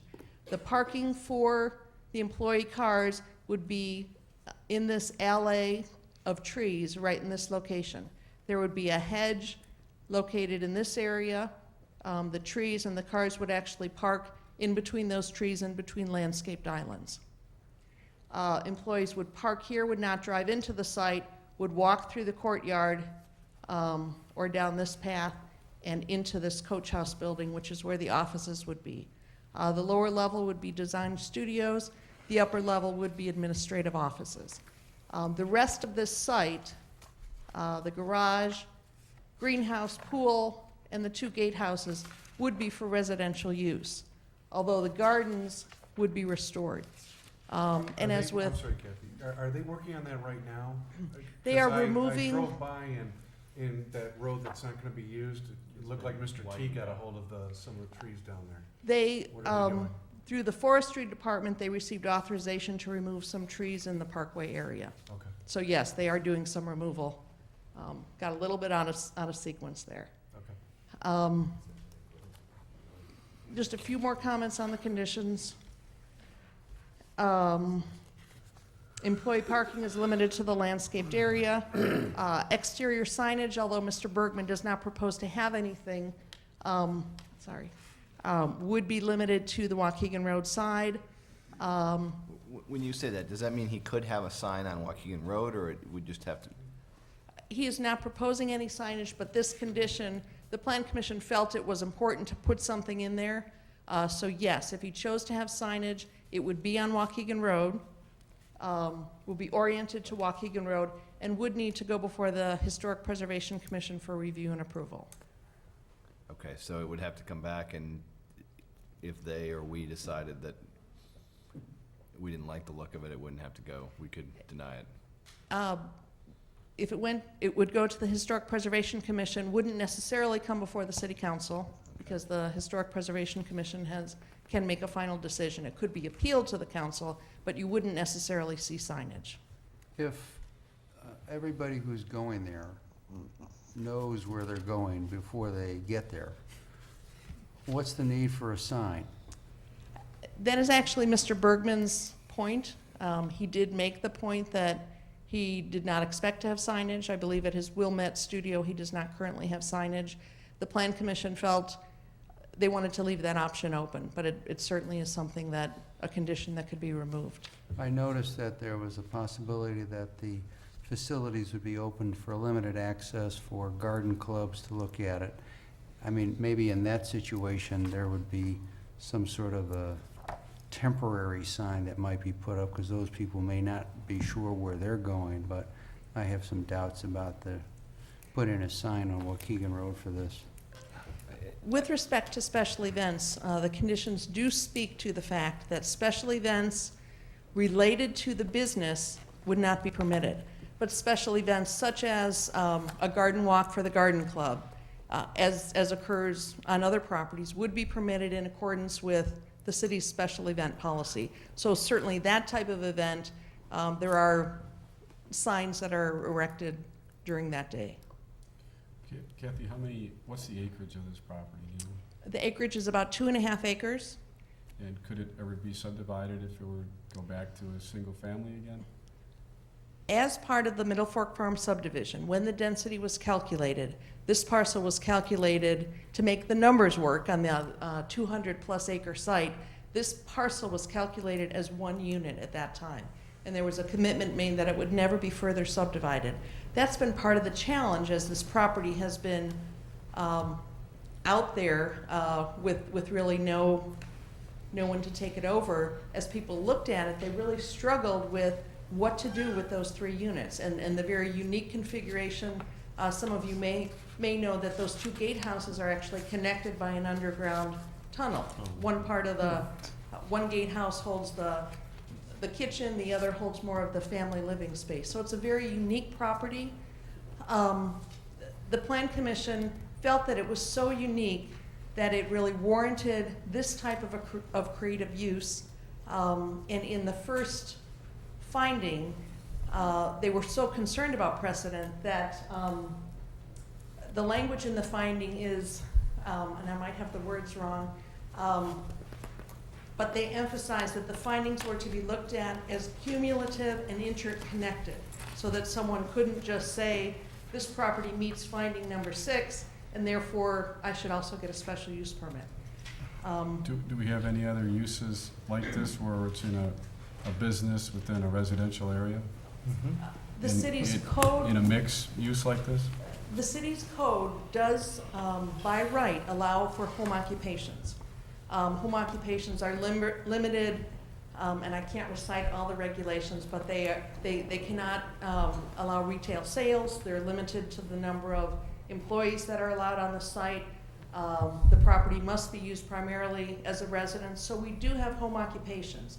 This goes beyond that because of the number of employees. So it is different. I can't think of another use that is exactly like this. How about Oakwood in Westminster?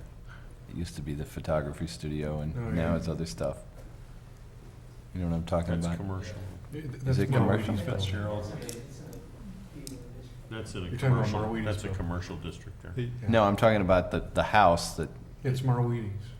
Yeah, it used to be Fitzgerald. it used to Yeah. be. Fitzgerald. He used to Used live to be. there, didn't he? Right. Yeah, but now he just bought a house down the street Right. on Oakwood, and he runs his Marwedes business owner. out Marwedes there. always owned it. They've owned it. Oh, they've He always lives in owned it. Lake Geneva. Yeah. Okay. But that's a business. Yeah. I thought someone lived there too. Okay. I looked at this a lot because it was in the 3rd Ward. And Kathy knows, I had some very significant concerns on the precedent level. I think that we have a lot of properties in town, as unique as this might be, that are equally unique. And also, we could have businesses popping up all over town. I am very concerned about it. Let me tell you why I am less concerned than I was at the beginning. I'll try to support some of Kathy's arguments here, but my first out of the box is absolutely not. and then I've been convinced that there is some uniqueness. I'm not sold on that argument, but I think that first of all, in terms of the Historic Preservation and Plan Commission, both having struggled with this, I give that a lot of credibility, that they've both gone through this issue, they've looked at it. I don't want to try and second guess it, so that's kind of one thing. Secondly, the neighbors have had some impact and have, I think, in terms of both the Elwell Farm subdivision and the homeowners group there, as well as Adrian Smith, who lives to the south, have both had input. Mr. Bergman has changed the plans and accommodated those issues and concerns. So that helps me a little bit more. The traffic issue is still of great concern, having people, that is 45 mile an hour on Waukegan there. I'm sure you couldn't get another driveway ever approved there on that driveway. So that is some concern to me about the traffic and the safety of the situation. But I think generally that where HPC and, the benefit of getting the buildings preserved, the Adler building preserved, having the gardens that are integrated into the overall theme of what is going on at Elwell, I think really this could go either way, and I think those kind of issues outweigh it for me. So that's what pushed me over the edge. And I agree with you, Tom. The only thing. What? In a good way. Yeah. In a good way. Pushed, not I said over the edge, not over the cliff. Yeah. But the precedent was of great concern, and I do believe, reading through this, that the Plan Commission really did try and tackle that issue, and I applaud them for doing it, because I think we could have a parade of people lined up down Deer Path here coming in to do this kind of deal. Absolutely. And I agree with you, Tom. But I just keep going back to the issue of what Stu was talking about in terms of the sign and the exterior sign. Yeah. I'd like to take that out. Yeah, I don't know why we'd approve that. If he wants to put a sign on, he can come back and make a petition to the HPC or to the Planning Commission and put it in. I don't know why we, especially if he hasn't asked for it, why we would put it out why there. are we Because giving it to him? that to me is the one that is most likely to raise the ire of neighbors Yes. and just general people in Lake Forest. Exactly. And just out of curiosity, with the signage and the limitation on lighting, was there any thought of limiting the hours? Because that doesn't seem to be addressed in the ordinance. The Plan Commission did talk about hours, and after they heard the explanation, they weren't concerned. These are mostly 9 to 5 hours, some Saturday work, but it's inside work. Again, it's not outside work. So they were comfortable. Certainly, if there are problems, the city can revisit the special use permit, and we can easily take out the signage condition. As I said, Mr. Bergman was insistent that he didn't need signage, so. I mean, I think it's a very innovative plan and idea, and, my hat's off to him, and I do think Alderman Morse is right, that it's clear that HPC and others spent a lot of time working through this and trying to address the issues and trying to make it not a precedent. And, I think in this economic climate, when we have a special property like this, I think it's a great solution. So, I'd be in favor of it. I agree. I found it to be unique, and suddenly to see a use for a piece of property or buildings that are very disjointed for a single-family residence. I mean, really, it's like with the garage building, et cetera, it's kind of like living in the servants' quarters. And it was built that way as the servants' quarters. The also, having the local historic landmark will further limit and lock in what the structure is. So I think that that's very important to the project and will limit any other further uses or changes to it. So I'd like to waive the first reading. Can I Sure. make one correction that the city attorney pointed out? Page 82, there's a typo. It says the B1 zoning district, that should be R4. You always have That's a to good one. find That's a something. That's a good one. And just one final comment. As Alderman Morse mentioned, we did meet with the board of the Middle Fork Farm Homeowners Association. I never got that far. They were delighted to see this plan. The Elwell Foundation is also reaching out to Mr. Bergman and really wants to involve him in the restoration of the garden at Elwell Farm. I think it's a great project. I'm not as troubled by the commercial because I think Waukegan Road is so different in in the feel of it than a more internal road in Lake Forest. So I think that it, you know, to have an operation there is not so jarring to the overall nature of the area. I would support this. Well, I guess I'm unusually feisty tonight, but, Go for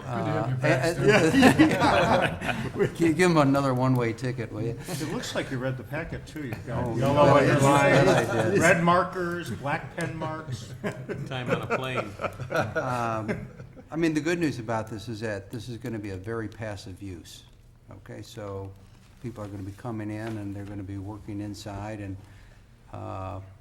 so that's good. I'm just still concerned about the precedent. This is a lot of employees, and I think we will have other requests for things like this. Now, Mr. Bergman has already purchased the property. It's not like his purchase is contingent upon our approval.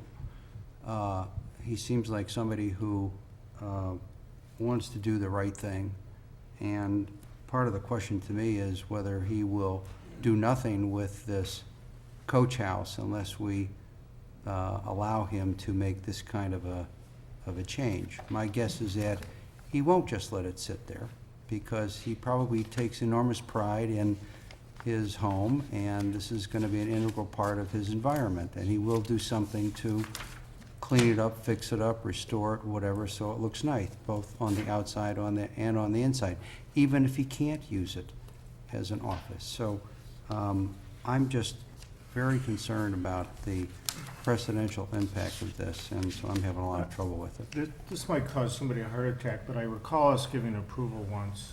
This might cause Kathy to jump up and down, but if the council recalls, we had a property on Green Bay Road where we had a concern that the renovation and the historical parts of it wouldn't get done.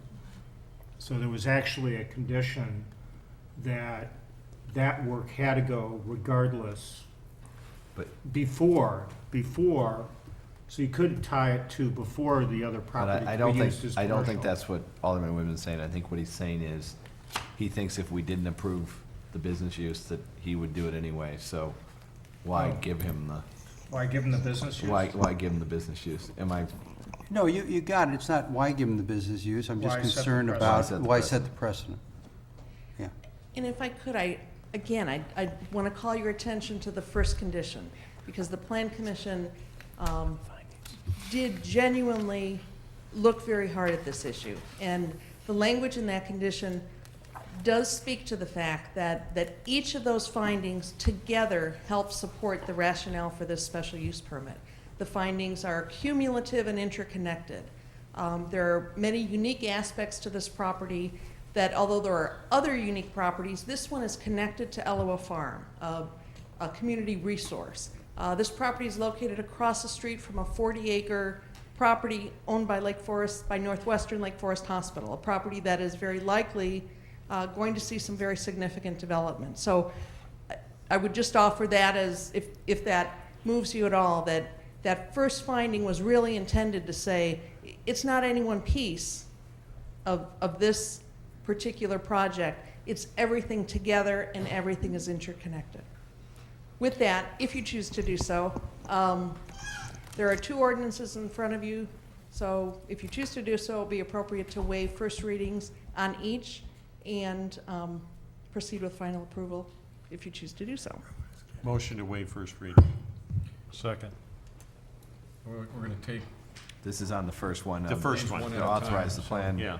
preservation, subdivision operation of a garden design studio. We have a second? Yeah. This is Ro- voice vote, so all in favor? Aye. Oppose? I'll make a motion to approve. Second. And this is a roll call vote. Aye. Alderman Bovet, Aye. Alderman Woodman, Nay. Alderman Goldraw, Aye. Alderman Morsch, Aye. Alderman Hanrahan, Aye. Alderman Luby. Aye. 6 yeas, 1 nay, the motion carries. And then I make a motion to waive first reading on an ordinance amending the historic preservation ordinance in chapter 51 of the city code to designate 1065 Acorn Trail as a local historic landmark. Second. All in favor? Aye. Motion. Oppose? Motion to approve? Second? Roll call, please. Alderman Grumhouse. Aye. Alderman Novit. Aye. Alderman Widman. Aye. Alderman Goltra. Aye. Alderman Morse. Aye. Alderman Hanrahan. Aye. Alderman Luby. Aye. 7 yeas, no nays, the motion carries. Thank you, Beth. Mr. Mayor, can I just mention one thing? I think there's been some very good conversation about this petition, but I think more importantly, this is something the staff has been concerned about for many years. Not many years, the last certainly 3 to 5 years, because there are other examples around town that, quite frankly, we've dodged bullets because angels have appeared and have put a lot of money into renovating some of these facilities. But as we know, we have numerous examples in our community that are no longer with us because the economics didn't allow for that. And so I think this is an issue that isn't going to go away. And I think the council should think about, do we want to somehow be a little more proactive in establishing parameters about when we want to do this or not? And I think Alderman Goltra's point about this being on Waukegan Road may tip the scales for this one, or may not for another one. But I think this is not going to be this is not going to be a topic that this is it and we're done. I think we're going to see more of these in the future, and we may want to try and get out ahead of the curve if we possibly can. I would really support that because I am probably the more pessimistic member on the board, but I've. No. I think you and Stu are doing pretty good. We've all just said you made a great suggestion.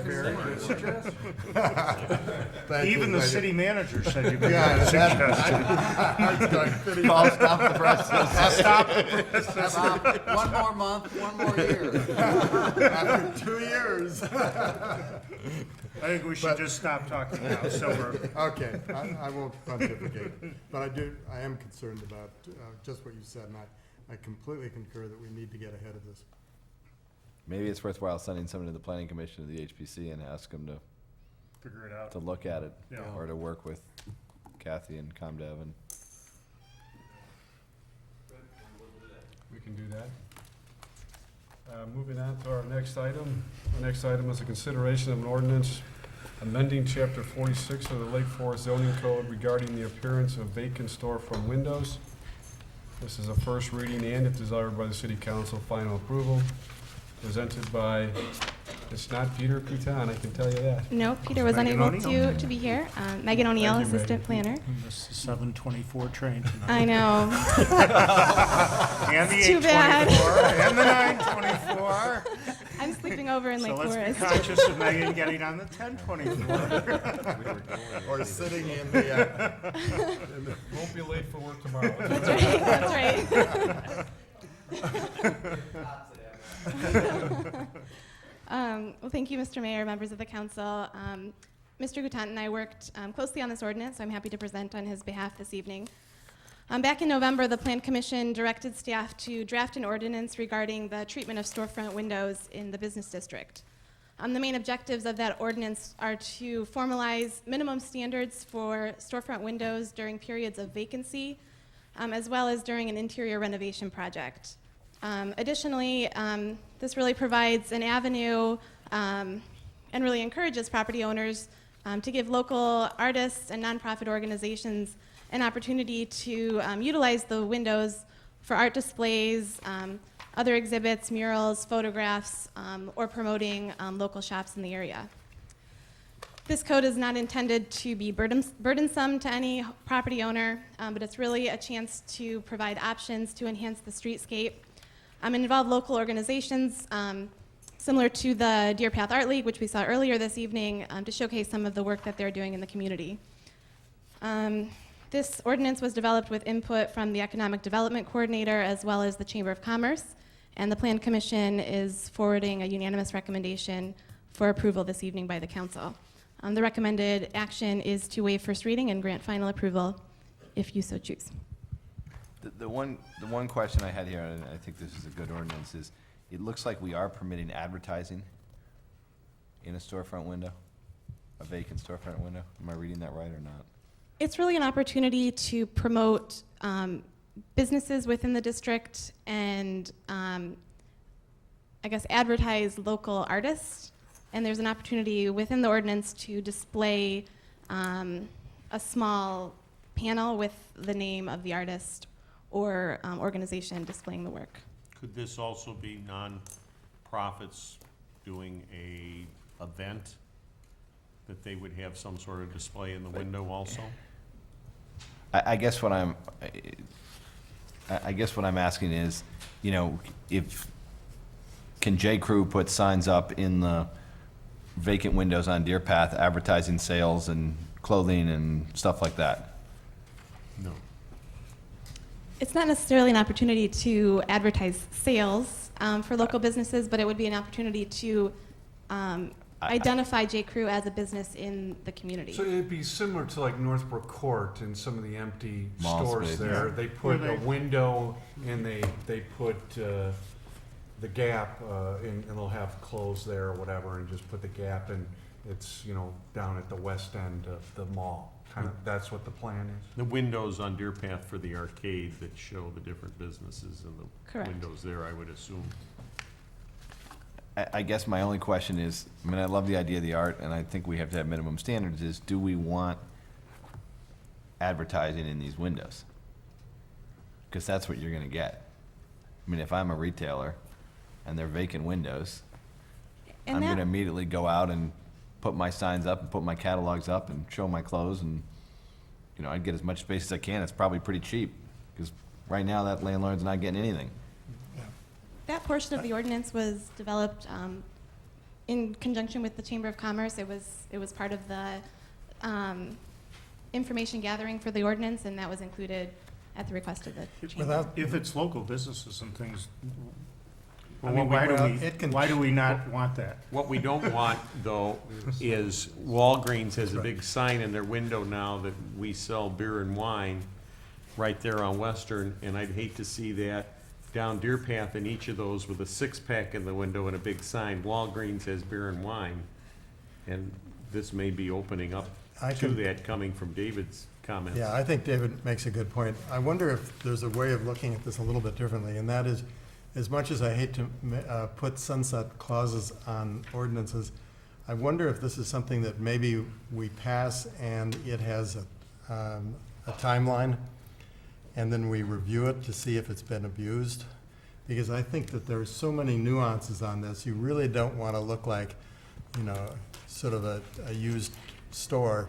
If it's being done tastefully and all that, maybe it comes back. I don't know if Or if may- that's viable. Or maybe If we I make may. the advertising subject to approval of the city or of ComDev or something, like, if it's advertising. I mean, I'm all for the art. That's probably a good I'm- idea. You know, I just, I think The- people could get carried away. You can see giant going out of, you know, business signs or, you know, buy, you know, I don't know what the, We No, haven't there's- even, we haven't even 40% got to off. the point of the artwork of who's gonna call what is art and what isn't. don't go there, it's too late. Yeah, don't, please. We're gonna have one of your It's midnight 20 to meetings. 10. Alderman Grumhouse, the language in the proposed ordinance does say that advertising for existing local business may be displayed in a vacant storefront window in a manner consistent with the city's sign ordinance, and I think that's where the more restrictive regulations on what would be permitted in terms of those advertising displays come into play. But you are opening a door quite a bit wider by doing this. I think his position, I think his point is well taken. That's why I wonder if a trial period before you actually carve it in stone might be a way to go. Well, the city attorney is drafting one as you speak. I mean, my guess is this isn't gonna be a problem, but we have so many vacant storefronts. I mean, someone could have most of Deer Path from, They'd have you all know, the Deer absolutely. Path it just goes straight across. Be a billboard. with I the mean, six- you're six-pack right, in we do each have some window with a protection from sign, the city Yeah. sign code. Beer at Walgreens. Resale shop, you know, for me. If we get more sales tax for it, I'm all for it. So we're gonna rent the windows even though we don't own them. We don't own them. I mean, as long as it's done tastefully, and John, you raise a good point, David, you raise a good point, I think it's fine. Is it your wish to amend the I motion? mean, Scribe is scribing. Perhaps something in the, looking at section 3, where it ends, provided by law, I would make it semicolon, provided, however, that the terms, privileges, and conditions of this ordinance shall expire on will insert a date, unless extended by resolution of the city council without further notice or hearing. So we don't have to go through the full zoning Oh, process yeah. again. And I don't know if you want to, for ease, make it April 30, 2011, just so it ties in with our fiscal year. If I could suggest possibly 12 months as the time frame. That would be. Yeah, that's actually a little bit more than that. He just did. Yeah. April 30th. I was giving you a little more there, Megan, you know?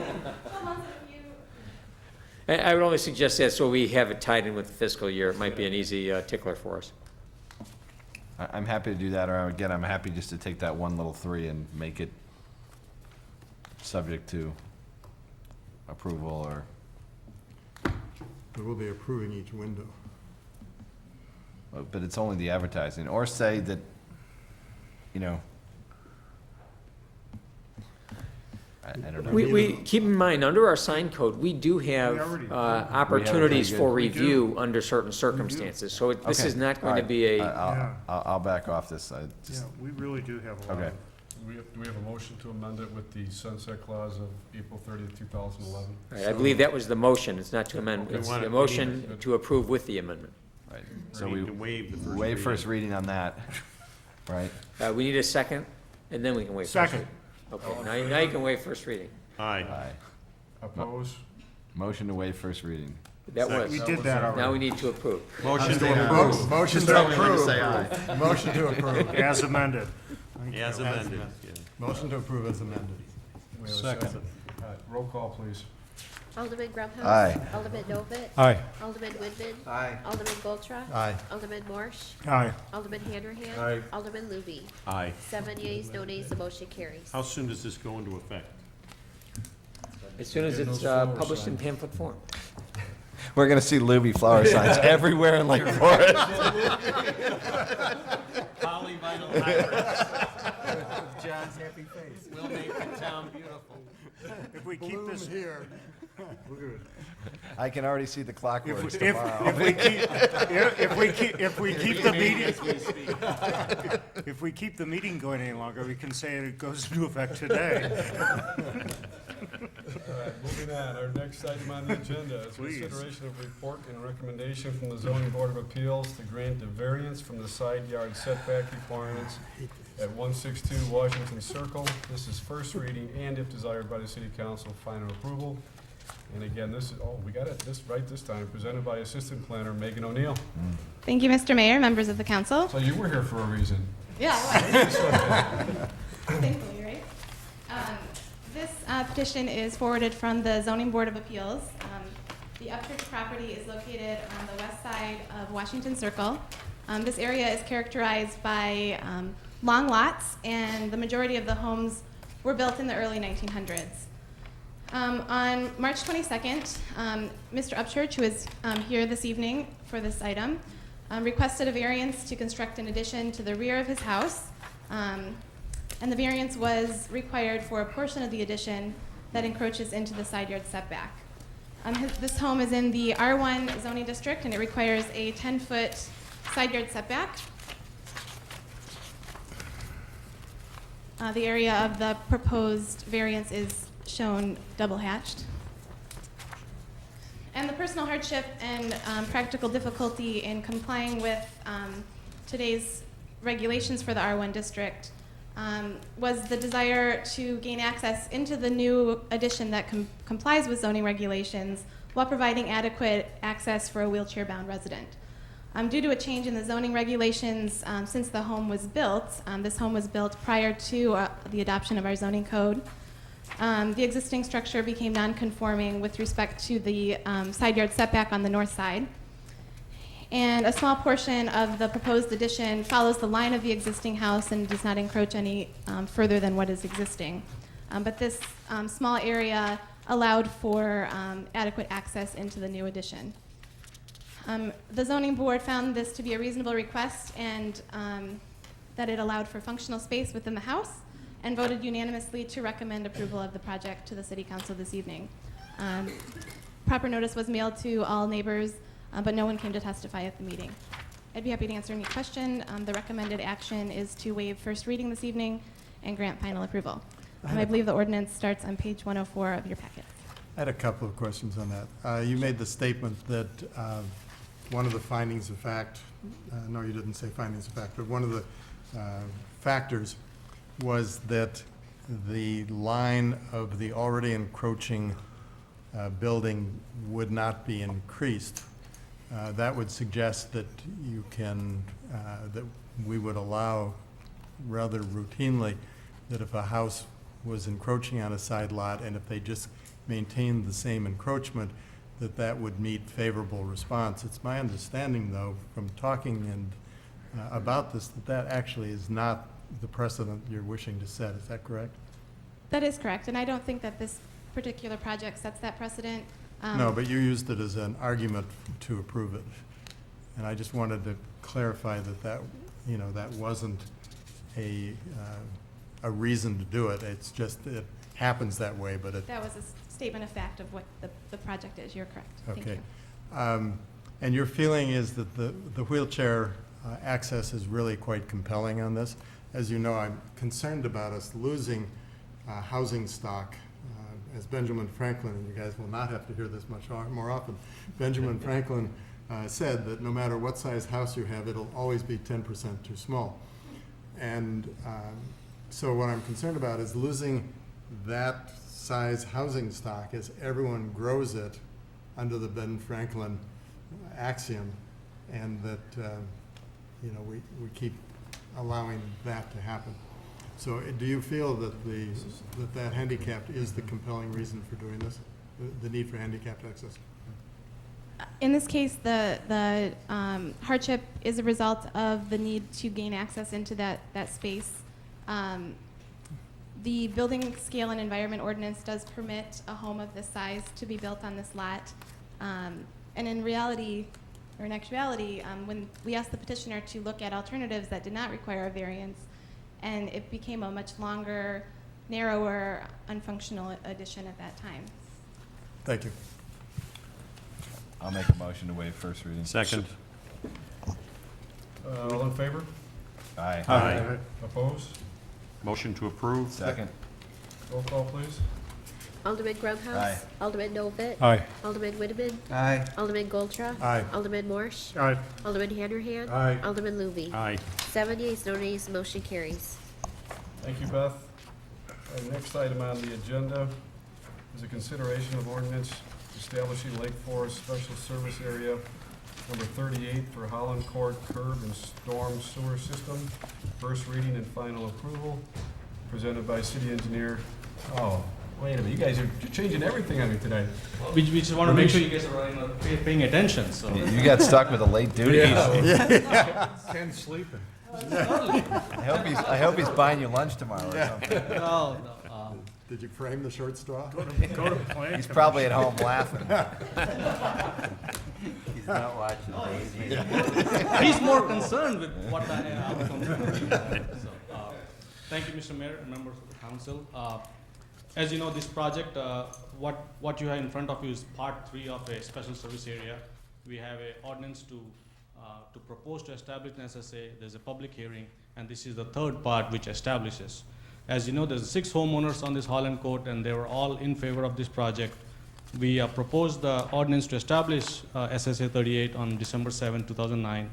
We had a public hearing on January 19th. We didn't get any comments, and then there was a 60-day waiting period, and that elapsed I think 3 weeks ago, and we didn't get any comments. So right now we are in front of you to establish this ordinance, and then have we're going to come back in the next council meeting for a contract to get this project going.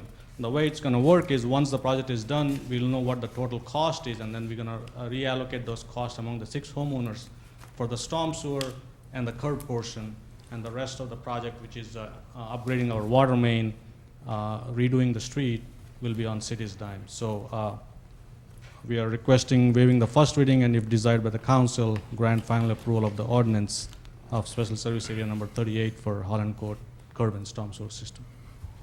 Motion to waive first reading. Second. All in favor? Aye. Opposed? Motion to approve. Second. Roll call I vote, just had please. one question, if I could, please. When we calculate the cost for this kind of project, since we are doing all the engineering, is that something that is factored into the cost, or is that not because they're only paying for the hardware, so to speak? I don't know how engineering has done it. We have the ability to certainly include that. And the authorization in the proposing ordinance in the notice, I believe, is for $300,000 as opposed to the $200,000 that's in the establishing ordinance. To answer to your point, Alderman Whitman, if you recall on the budget meeting, we had this SSA guidelines, and one of the factors in the guidelines was moving forward was to have so far we've been doing this in-house engineering, but one of the guidelines, one of the factors was to establish not only just the engineering, but Beth Marcus and the finance people do a lot of administrative. So in future, any other SSA as we going forward, we're gonna have cost, engineering cost and administrative cost added to the final SSA tally. We have a roll call vote, please. Alderman Grunhouse. Aye. Alderman Dolbett. Aye. Alderman Whitman. Aye. Alderman Goldschrock. Aye. Alderman Morsch. Aye. Alderman Hanrahan. Aye. Alderman Looby. Aye. 7 yeas, no nays, the motion carries. Thank you, Beth. Our next item on the agenda this evening is new business. We have a consideration of a purchase for servers and drive storage from DSI in an amount not to exceed $33,794, presented by Director of IT, Chris Meisich. Good evening, Mr. Mayor and council members. I provided you with the document in your packets, and you should also have an addendum to that. That was a result of some additional questions that were submitted after the fact. In 2006, the city made a commitment to Blade Technology, and we purchased 10 servers and storage for the applications that were to reside on those servers. In 2007, we purchased 2 additional servers and 3 more storage drives so that we can continue to convert our oldest servers into the Blade technology. We are now faced with accelerating storage needs, and we have 3 standalone servers that have been retired, one of them in 2003, and the remaining 2 have been retired by the manufacturer in 2005. For FY10, the IT CIP has a line item of $40,000. We would like to apply that to the purchase of 4 additional servers and an additional 4.6 terabytes of storage for a total cost of $33,794. The reason this equipment is necessary is due to the age and storage limitations of the existing standalone servers and to expand the storage on the IBM system. Really, we only have 3 options open to us. The first is to contract with a vendor to host our applications and data storage currently residing on the end-of-life servers. Because I didn't have a whole lot of time to get into a lot of detail with vendors, they were very reluctant to give me any kind of cost because they felt that I was going to try and hold their feet to the fire to whatever they were going to quote me. But I did get 2 vendors to respond and give me some very loose estimates. One vendor saying it would cost us approximately $60,000 annually to host those applications and storage and handle the backup, manage the backup of those servers and data. And the highest range of that was from the second vendor was $89,940. They said that even though that those were guesstimates, that the actual cost, once they came in and did an in-depth analysis of our needs, that those costs could change by 20% either way. The second option we had is to replace the end-of-life servers with similar standalone systems in order to get the amount of disk capacity and memory and processor speed comparable to what we would get on the IBM Blade environment. Those standalone servers would cost us $33,664. The third option, of course, is to go with the recommendation I've made, and that is to go to the Blade environment and purchase the additional 4 additional servers and 4.6 terabyte of additional data storage.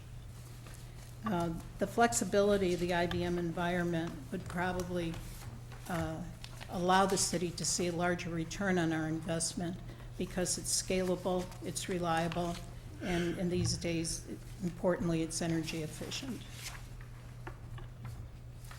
Any questions? I have a question. On the memo, you say the proposed configuration total, that after this will be up to 14 servers. Correct. And you say this will fully populate our existing blade, chassis, and normal storage and storage enclosures. Does that mean that once we're through this, we've got no more room? What it means is if we require more room, these are rack-mounted servers and storage units, so we would have to purchase another storage enclosure to house additional servers or data drives. Okay, and so, given that, does that have any, you know, I guess what I'm saying is the next time around, are we gonna incur a much bigger cost to upgrade because of that? Yes, but even from our initial investment in 2006, the cost of the blade technology, because there are more companies offering the same type of technology and they have, met that same precipice, we will be able to purchase that equipment at a much lower rate. Bob, a quick question. I know you go through a rotation of different departments for evaluation. Where does IT stand on that rotational? Let me back up and I'll tell you why the question.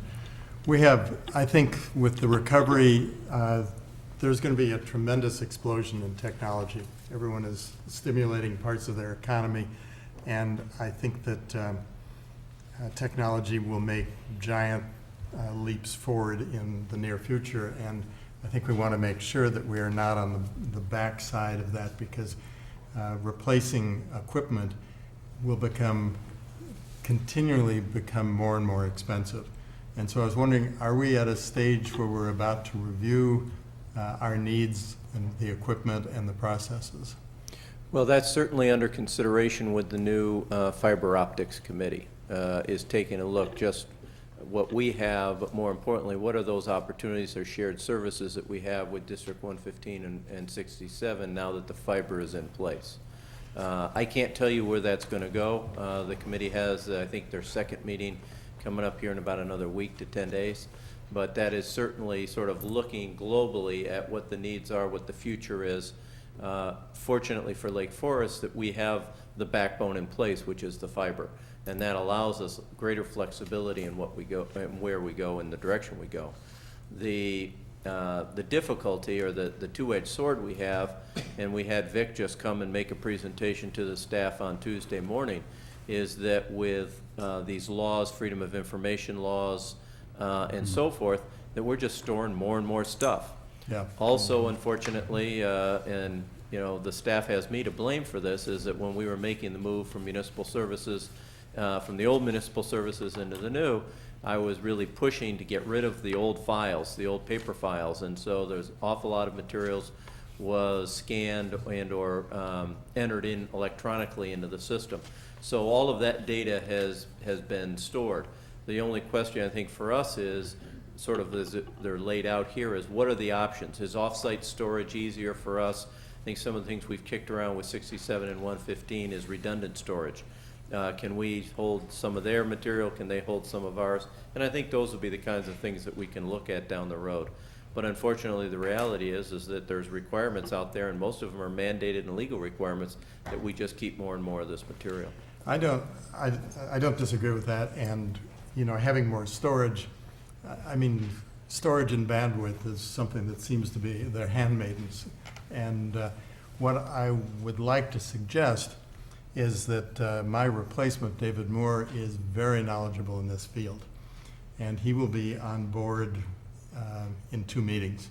And that maybe we defer this until we can bring his expertise to maybe interface with your fiber optic group.